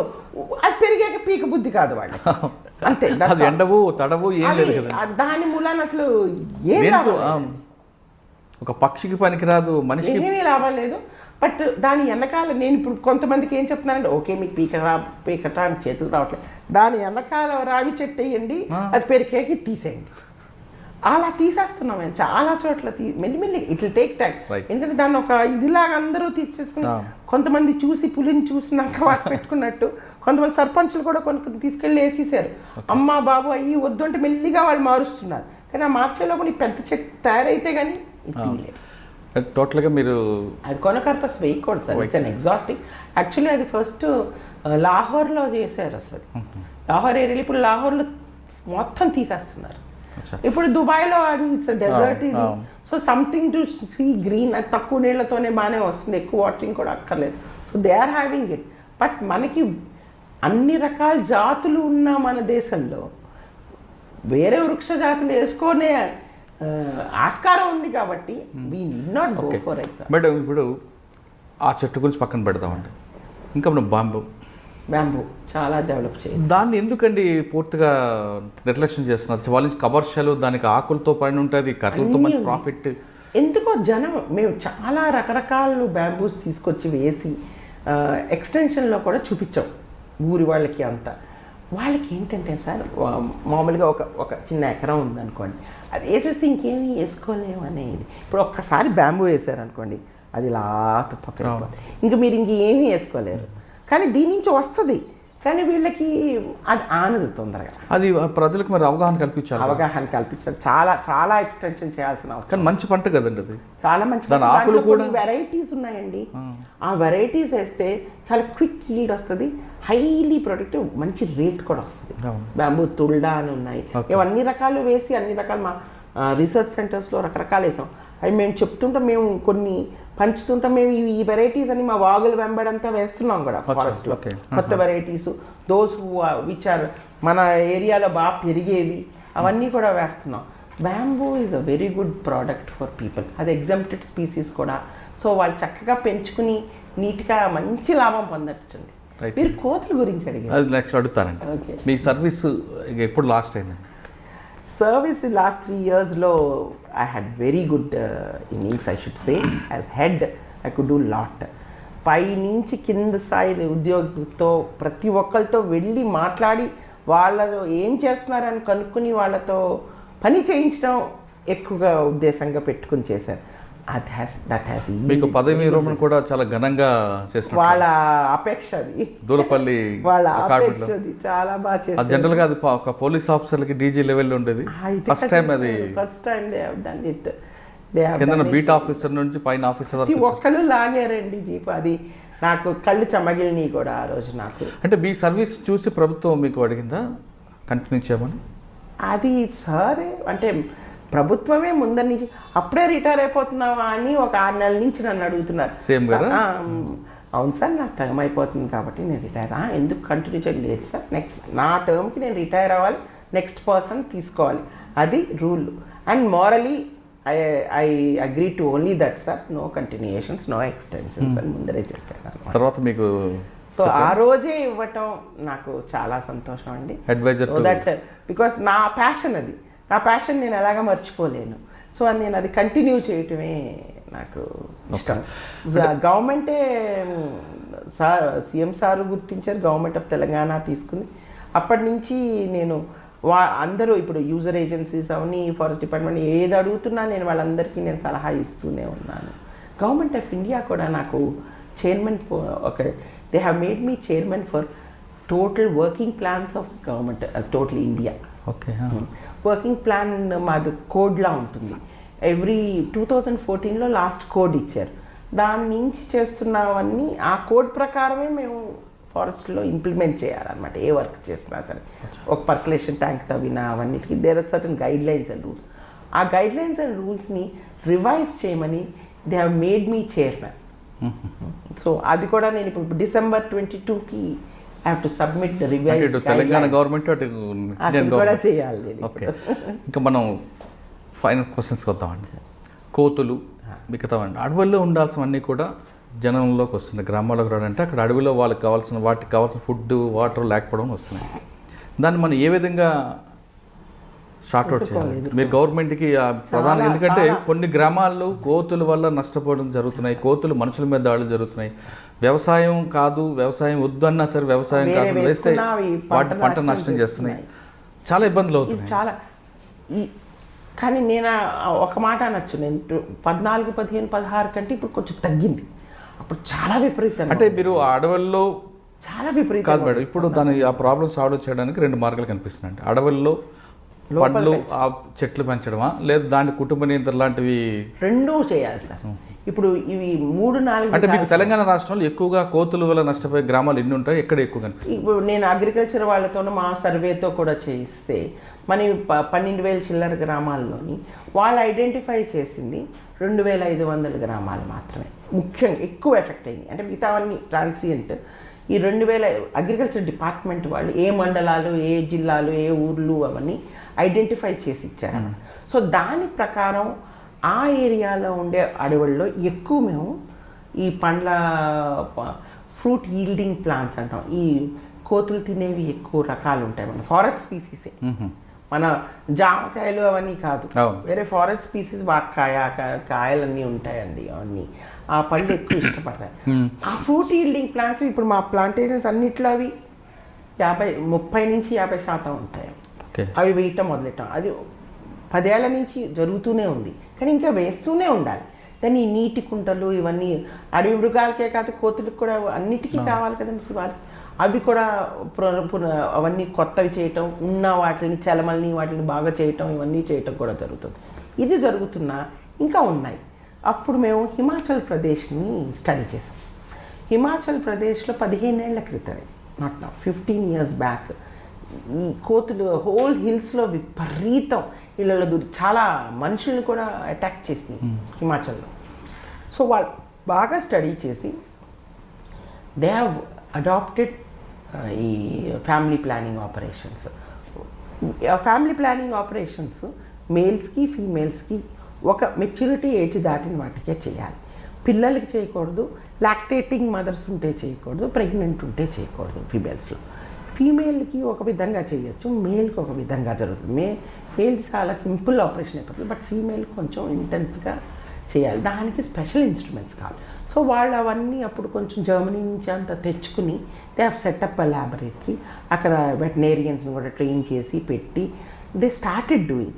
ఇప్పుడు దగ్గర వాళ్ళ లెక్క ప్రకారం 3.5 లక్షల పైన కోతులకి వాళ్ళు 15 ఏళ్ల క్రితం స్టడీ చేశారు. 10 ఏళ్ల నుంచి చేసినవి 3.5 to 5 lakhsకే చేశారు. ఒక పర్సంటేజ్ తగ్గింది కానీ పూర్తిగా ప్రాబ్లం పోలేదు. But they could regulate level of population. So అది చూసి మేము కూడా వెళ్ళి మా వాళ్ళని పంపించి స్టడీ చేసి first monkey rescue and rehabilitation centre and Chincholi, Adilabad Nirmal దగ్గర మేము మొదలెట్టాం. అక్కడ వాళ్ళ దగ్గర ఉన్న ఎక్విప్మెంట్ కంటే లేటెస్ట్ అప్డేటెడ్ ఎక్విప్మెంట్ మేము తెప్పించుకున్నాం. యూరోప్ నుంచే వచ్చింది మాట. అది ఇంపోర్ట్ డ్యూటీ అంతా ఎగ్జంప్షన్స్ తీసుకుని తెప్పించుకుని వెటనరీ డాక్టర్స్ని హిమాచల్ పంపించి ట్రైన్ చేసి కూడా తెప్పించాం. సర్జరీస్ అన్నీ కూడా బాగా జరుగుతున్నాయి. ఇప్పుడు దగ్గర మావి ఒక 50-60,000 ఆపరేషన్స్ కూడా అయింది అన్నమాట. సో కానీ ఇంకా ఇక్కడ ఏంటంటే ఒక చిన్న ఇదేంటంటే మేము పట్టుకుని వెళ్ళి చేయాలి. మాకు సర్పంచ్లో గ్రామాలు ఎక్కడైతే బెడ ఉందో వాళ్ళు కొంచెం కోతులు పట్టుకునే వాళ్ళని ఎంగేజ్ చేసుకుని పట్టి పెట్టుంచితే మేము మా వ్యాన్స్ పంపిస్తాము ఫారెస్ట్ డిపార్ట్మెంట్, అవి తీసుకెళ్ళి అక్కడ చేసి వదులుతాం. అక్కడ స్పెషలీ స్టెరిలైజేషన్ ఆపరేషన్ చేస్తే ఒక పర్టికులర్ లాప్రోస్కోపిక్గా చేస్తే వాటికి ఒక వారం రోజులు అక్కడ రెస్ట్ ఇచ్చే కానీ మేము ఫుడ్ కూడా పెట్టాలి వాటికి, అప్పుడు కానీ వదలం. ఇంకోటి ఏమైందంటే ఇవన్నీ తీసుకెళ్ళి అక్కడ నిర్మల్ తీసుకెళ్ళి చేయడం, నిర్మల్ అడవుల్లో వదులుతుంటే అక్కడ చుట్టుపక్కల ప్రాబ్లం వల్లయింది. So then step by step ఇంకా ఎక్కడి నుంచి తీసి పట్టుకొచ్చినాయో ఆపరేషన్ చేస్తే అక్కడికే తీసుకెళ్ళి వదలటం కూడా మొదలెట్టాం. కానీ మొన్న మళ్ళీ ఒక 6 months బ్యాక్ మళ్ళీ వీ సాట్ టుగెదర్ అగైన్. ఏంటి ఇది, ఇంకా ఈ పంటలకి మళ్ళీ ఇలా ప్రాబ్లమ్ వస్తే ఏం చేద్దామంటే అప్పుడు కనీసం పాత ఎర్స్ట్వైల్ 10 districtsలో ఉన్న డిస్ట్రిక్ట్ వెటనరీ సెంటర్స్లో పెట్టాలి. ఒక్క సెంటర్తో అవ్వదు. ఎక్కడికక్కడ చేసే పద్ధతి, దానికి ఒక స్కీమ్లా రాసి అంటే ఫస్ట్ అవేర్నెస్ బిల్డింగ్, ఓకే, తర్వాత సర్పంచులు ఊరు కోతులు వాళ్ళు ఎవరైనా లేకపోతే ట్రైన్ చేసి పెట్టడం, పట్టడానికి ఇంత రేట్ ఫిక్స్ చేసాము. తర్వాత ఈ ఎక్విప్మెంట్ ఏమైనా కావాలా, వాటికి ఎంత కాస్ట్ అవుతుంది, ఇవన్నీ వర్కౌట్ చేశారు. ఇప్పుడు ఐ థింక్ ఈ సంవత్సరం దాన్ని వెటనరీ యానిమల్ హస్బెండరీ డిపార్ట్మెంట్ ఆధ్వర్యంలో ఒక 10 సెంటర్స్ అన్న ఇంకా ఎక్స్ట్రా చేసి మెల్లిగా, ఇప్పుడు ఒక సంవత్సరంలో తగ్గేది కాదండి. ఇప్పుడు లోపల వాటికి కావాల్సిన ఆహారం పెంచడం ఒకటి, వీటిని కొంచెం రెగ్యులేట్ చేయటం ఒకటి. అవి కూడా ఇంకొక పద్ధతి కూడా ఉంది. మూడో పద్ధతి ఏంటంటే, ఇది ఒక 10 ఏళ్ల క్రితం అబ్జర్వ్ చేసింది, కానీ ఒక్కోసారి ఎఫెక్టివ్ ఉంటుంది, ఒక్కోసారి ఎఫెక్టివ్ కాదు. కొండముచ్చులకి కోతులు బయటపడతాయి. సో ఒక కొండముచ్చిని తీసుకొస్తే ఈ కోతులు వెళ్ళిపోతాయి. సో అలా కొంతమందికి ఊళ్ళలో కొండముచ్చిని తెచ్చి పెట్టుకోవటం, వెళ్ళిపోవటం జరిగినాయి. కానీ ఒక సంవత్సరం తర్వాత ఈ కొండముచ్చిన అవి కొట్టడం వల్ల సో అన్ని రకాలు, అన్ని విధాలు ట్రయల్ చేయాలి. ఈ అవేర్నెస్ బిల్డింగ్ ఒకటి చేయాలి. ఈ కోతి కాట్లకి మనం ఏం భయపడాల్సిన అవసరం లేదు. They are not fatal, but ఎలా ట్రీట్మెంట్ చేసుకోవాలి, ఎలా ఎదుర్కోవాలి అనేది కూడా మన ప్రజల్లో అవగాహన పెంచాలి. ఇవి ముట్టుకోని పంటలు అనేవి కూడా ఉంటాయి. దెన్ ఇవి సౌండ్స్ చేసే ఒక వాయిస్ లాంటివి ఏమైనా వైల్డ్ యానిమల్ వాయిస్ పెడితే అవి భయపడిపోయి వెళ్ళిపోతాయి. ఆ పొలాల చుట్టూ పెట్టడం, ఇలాంటివన్నీ కూడా ఎక్స్ప్లోర్ చేసి చాలా పాయింట్స్ లాగా ఇచ్చామండి. I was also part of that committee అనమాట. ఇంకొక క్వశ్చన్, అదొకటి చేయాలి సార్. రైట్. ఇంకొకటి నీమ్ చెట్టు అండి, నీమ్ ట్రీ, వేప చెట్టు. మీరు చిన్నప్పటి నుంచి గమనించారా వేప చెట్టుని? ఇలాగే పైనుంచి కింద వరకు వాడిపోవటం కూడా గమనించారు. ఆ తర్వాత అది చికర్చడం కూడా గమనించారా? చావు సార్ వేప చెట్లు. అది ఒక టాట్ ఆఫ్ ఫంగస్. అది ఈ సంవత్సరం ఎందుకో కొంచెం ఎక్కువగా వచ్చింది, కానీ నార్మల్గా ఎప్పుడూ వేప చెట్లకు వచ్చి టిప్ నుంచి బాటం వరకు ఎండిపోవటం, శాప్ లోపల ఉండే శాప్ని తింటుంది అనమాట ఆ పర్టికులర్ ఫంగస్ పురుగు. ఒకసారి పూర్తిగా తినేస్తే ఎండిపోతుంది, కానీ నార్మల్లీ పై నుంచి ఒక లెవెల్ వరకే తింటుంది. వర్షాలు పడ్డాక కొంచెం చల్లబడ్డాక ఈ చిగురు, ఇప్పుడు మన ఉగాది టైంకి చిగురు చేస్తాయి. ఇప్పుడు నేను అక్టోబర్ నుంచి పర్టికులర్లీ ఈ మహబూబ్ నగర్, వనపర్తి, గద్వాల్ రోడ్లో చాలా ఎక్కువ అబ్జర్వ్ చేశాను. నేను 2-3 సార్లు వెళ్ళాను కూడా. అగ్రికల్చర్ యూనివర్సిటీ వాళ్ళని కూడా నేను కనుక్కుని వాళ్ళని కొంచెం ఏదో ట్రీట్మెంట్ అది చేసిన ఏమీ ఎఫెక్ట్ రాలేదు. చాలా ఎండిని కూడా పైనుంచి కింద వరకు. కానీ గమనించాక తర్వాత ఏమీ ట్రీట్మెంట్ లేకుండానే అవి మళ్ళీ చికిత్సేసినాయి. చాలా మటుకు రివైవ్ అయినాయి. ఒక 5% మాత్రం పోయినాయి. సో ఆ శాప్ మీద రీసెర్చ్ చేయడానికి మేము అవి కలెక్ట్ కూడా చేసి అగ్రికల్చర్ యూనివర్సిటీకి ఇచ్చాం. మా ఫారెస్ట్ రీసెర్చ్ ఇన్స్టిట్యూట్ దెహ్రాదూన్ వాళ్ళకు కూడా పంపించాం. వాటిని కంట్రోల్ చేసేది ఏమైనా biological treatment instead of chemical treatment. So అదేమన్నా వస్తే it be useful, but usually ఇది అంత హార్మ్ఫుల్ కాదు సార్. 95% రివైవ్ అయిపోతుంది. మేడం, ఫారెస్ట్ డిపార్ట్మెంట్కి వచ్చారు అంటే చిన్నప్పటి నుంచి డిపార్ట్మెంట్ అంటే ఫారెస్ట్ అనగానే మీకు ప్రకృతి మీద ఎక్కువ అభిమానంతో రావడం, మీరు మొత్తం ఎంజాయ్ చేశారు, డిపార్ట్మెంట్ని ఒక ప్యాషన్గా తీసుకుని చేశారు. ఇప్పుడు ప్రభుత్వం మీకు ముఖ్య సలహాదారుగా ఫారెస్ట్ డిపార్ట్మెంట్కి ఇచ్చింది కాబట్టి మీ అడ్వైజర్, మీ గోల్ ఏంటి? ఫస్ట్ ఒక్క క్వశ్చన్ అండి, అంటే మీరు ఏం చేయాలనుకుంటున్నారు తెలంగాణ ప్రభుత్వంలో అడ్వైజర్గా? నెంబర్ 1. నెంబర్ 2, కొత్తగా ఈ డిపార్ట్మెంట్లోకి వచ్చే వాళ్ళకి అంటే మేల్ ఎవరు, ఫీమేల్ అవ్వచ్చు, నెక్స్ట్ జనరేషన్లో ఎలాంటి ఛాలెంజెస్ ఉంటే వాళ్ళు ఏం ఫేస్ చేయాల్సి వస్తుంది? ఈ రెండు చెప్తాను. ఇప్పుడు as adviser I feel so much of experience నాకు.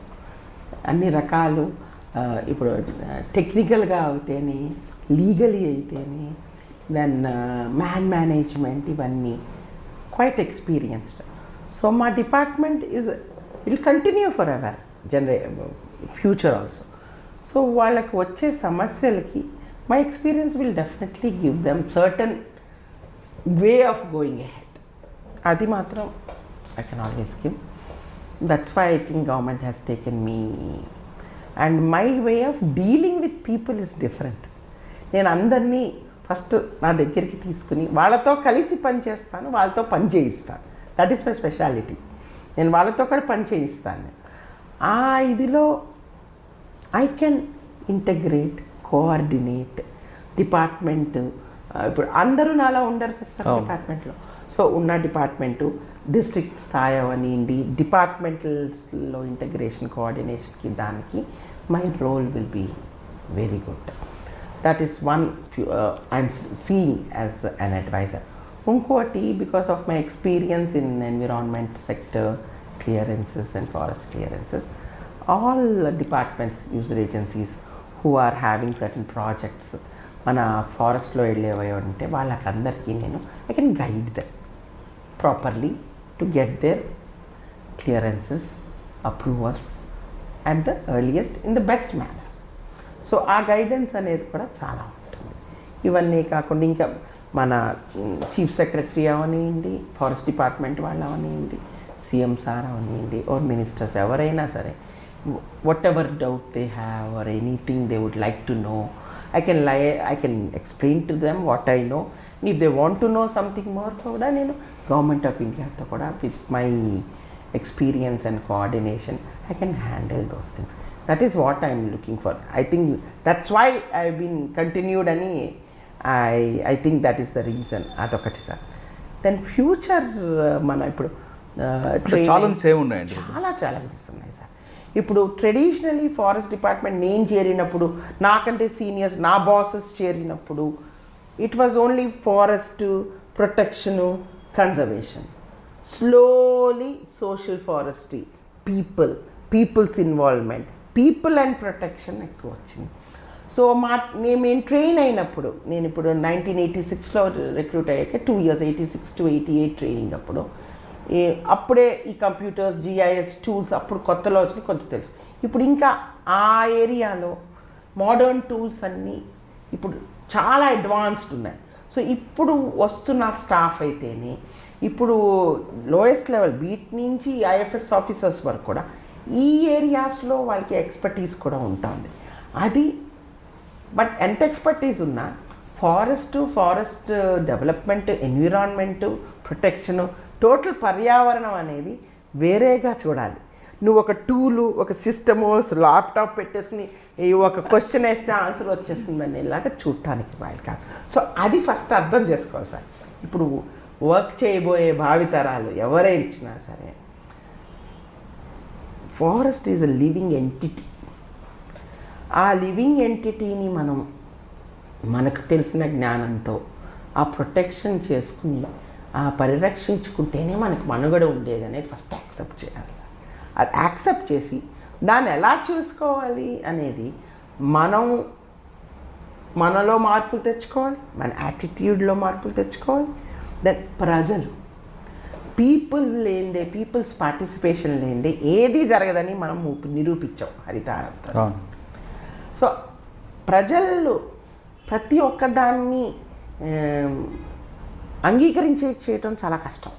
సో వాళ్ళకి ఏ విధంగా చెప్తే, ఏ విధంగా వాళ్ళకి తెలియపరిస్తే జ్ఞానం పెంచగలం, వాళ్ళ ఇన్వాల్వ్మెంట్ని, వాళ్ళ ప్రొటెక్షన్ని, వాళ్ళ భాగస్వామ్యాన్ని చేసుకుంటేనే మన పర్యావరణాన్ని పరిరక్షించుకోగలం.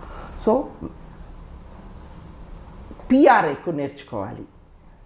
ఆ PRలో ప్రజలే కాదు, ఎలక్టెడ్ రిప్రజెంటేటివ్స్, ప్రజాప్రతినిధుల్ని కూడా మీతో పాటు తీసుకెళ్ళేట్టు చేసుకోవాలి. ఆ ఛాలెంజ్ని ఎవరైతే అర్థం చేసుకుంటారో, వాళ్ళు అది సరిగ్గా ఎవరైతే ఇంప్లిమెంట్ చేస్తారో వాళ్ళ ఫాస్ట్ని పక్కాన ఉంచుకోగలరు. ఆ నమ్మకం నాకు పూర్తిగా, నా సర్వీసే దానికి ఎగ్జాంపుల్. చేరినప్పటి నుంచి ఇప్పటి వరకు కూడా చాలా ఒడిదుడుకులు వచ్చినా, ఎన్ని వాగ్వివాదాలు వచ్చినా, లేదు మనం చేసేది దేనికి, దృష్టి దేని మీద ఉంది, ఏ కారణానికి నువ్వు పనిచేస్తున్నావు, అది నువ్వు సాధించగలుగుతున్నావా లేదా అనేది ఆ దృష్టి మరల్చుకోకుండా ప్రతి ఒక్కరిని ఏ విధంగా ట్యాకిల్ చేయాలి, ఆ చేయటంలో నువ్వు తెలుసుకోవాల్సిన సైంటిఫిక్ రీజన్స్ ఏంటి, లీగల్ పాయింట్స్ ఏంటి, అన్నీ వాళ్ళకి నష్టం జరుగుతుంది, వాళ్ళకి ఏ విధమైన చెడు జరుగుతుంది, మంచి జరుగుతుంది అన్నీ తెలుసుకుని చెప్పగలిగి వాళ్ళని ఒప్పించి చేయగలిగాను. అది సో అలాగా తయారవ్వాలి వచ్చే తరం. ఫారెస్ట్ని ట్యాకిల్ చేయాలంటే ఆ చేస్తూ ప్రతి డిపార్ట్మెంట్స్తోనూ ఆ కోఆర్డినేషను. ఇప్పుడు నన్ను ముట్టుకోక నా మాలు కాకి అని ఉండటానికి ఫారెస్ట్ డిపార్ట్మెంట్, నేను నా ఫారెస్ట్ని ప్రొటెక్ట్ చేసుకుంటాను, నాకు ఇంకేమీ లేదు.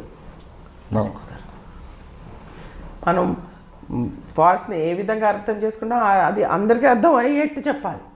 నువ్వు ఎందుకు ప్రొటెక్ట్ చేస్తున్నావు అదంతా అంతగా చెప్పాలి. వాళ్ళు కూడా అది అర్థం చేసుకుని రక్షించేట్టు చేసుకోగలిగితేనే మన ఉద్యోగ ధర్మం, అంటే నేచర్కి, మదర్ నేచర్కి యూ హ్యావ్ డన్ సంథింగ్ అనే సాటిస్ఫాక్షన్ వస్తుంది. ఓకే, ప్రకృతి ప్రేమించే వాళ్ళు ఖచ్చితంగా ఫారెస్ట్ డిపార్ట్మెంట్ రండి అంటున్నారు శోభా గారు. అటవీని కాపాడడం మన ఒక్క బాధ్యత కాదు, ప్రజాప్రతినిధుల సహకారంతోనే కాపాడితేనే భావి తరాలకు మనం అటవీని చూపిస్తాం, లేదా అది పుస్తకాలకే పరిమితం అవుతుంది అంటున్నారు శోభా మేడం గారు. ఇది వారం శోభా మేడం గారితో ఎక్స్క్లూజివ్ ఇంటర్వ్యూ. వచ్చే వారం మరో గెస్ట్తో మళ్ళీ కలుద్దాం. అంతవరకు నమస్కారం.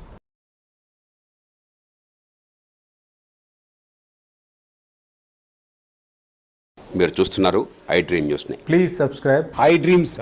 For more videos, subscribe iDream. Please subscribe for more videos. iDream. For more videos, Subscribe iDream. Please subscribe. Subscribe iDream channel. Do subscribe iDream. iDream ఛానల్ని సబ్స్క్రైబ్ చేయండి. do watch iDream.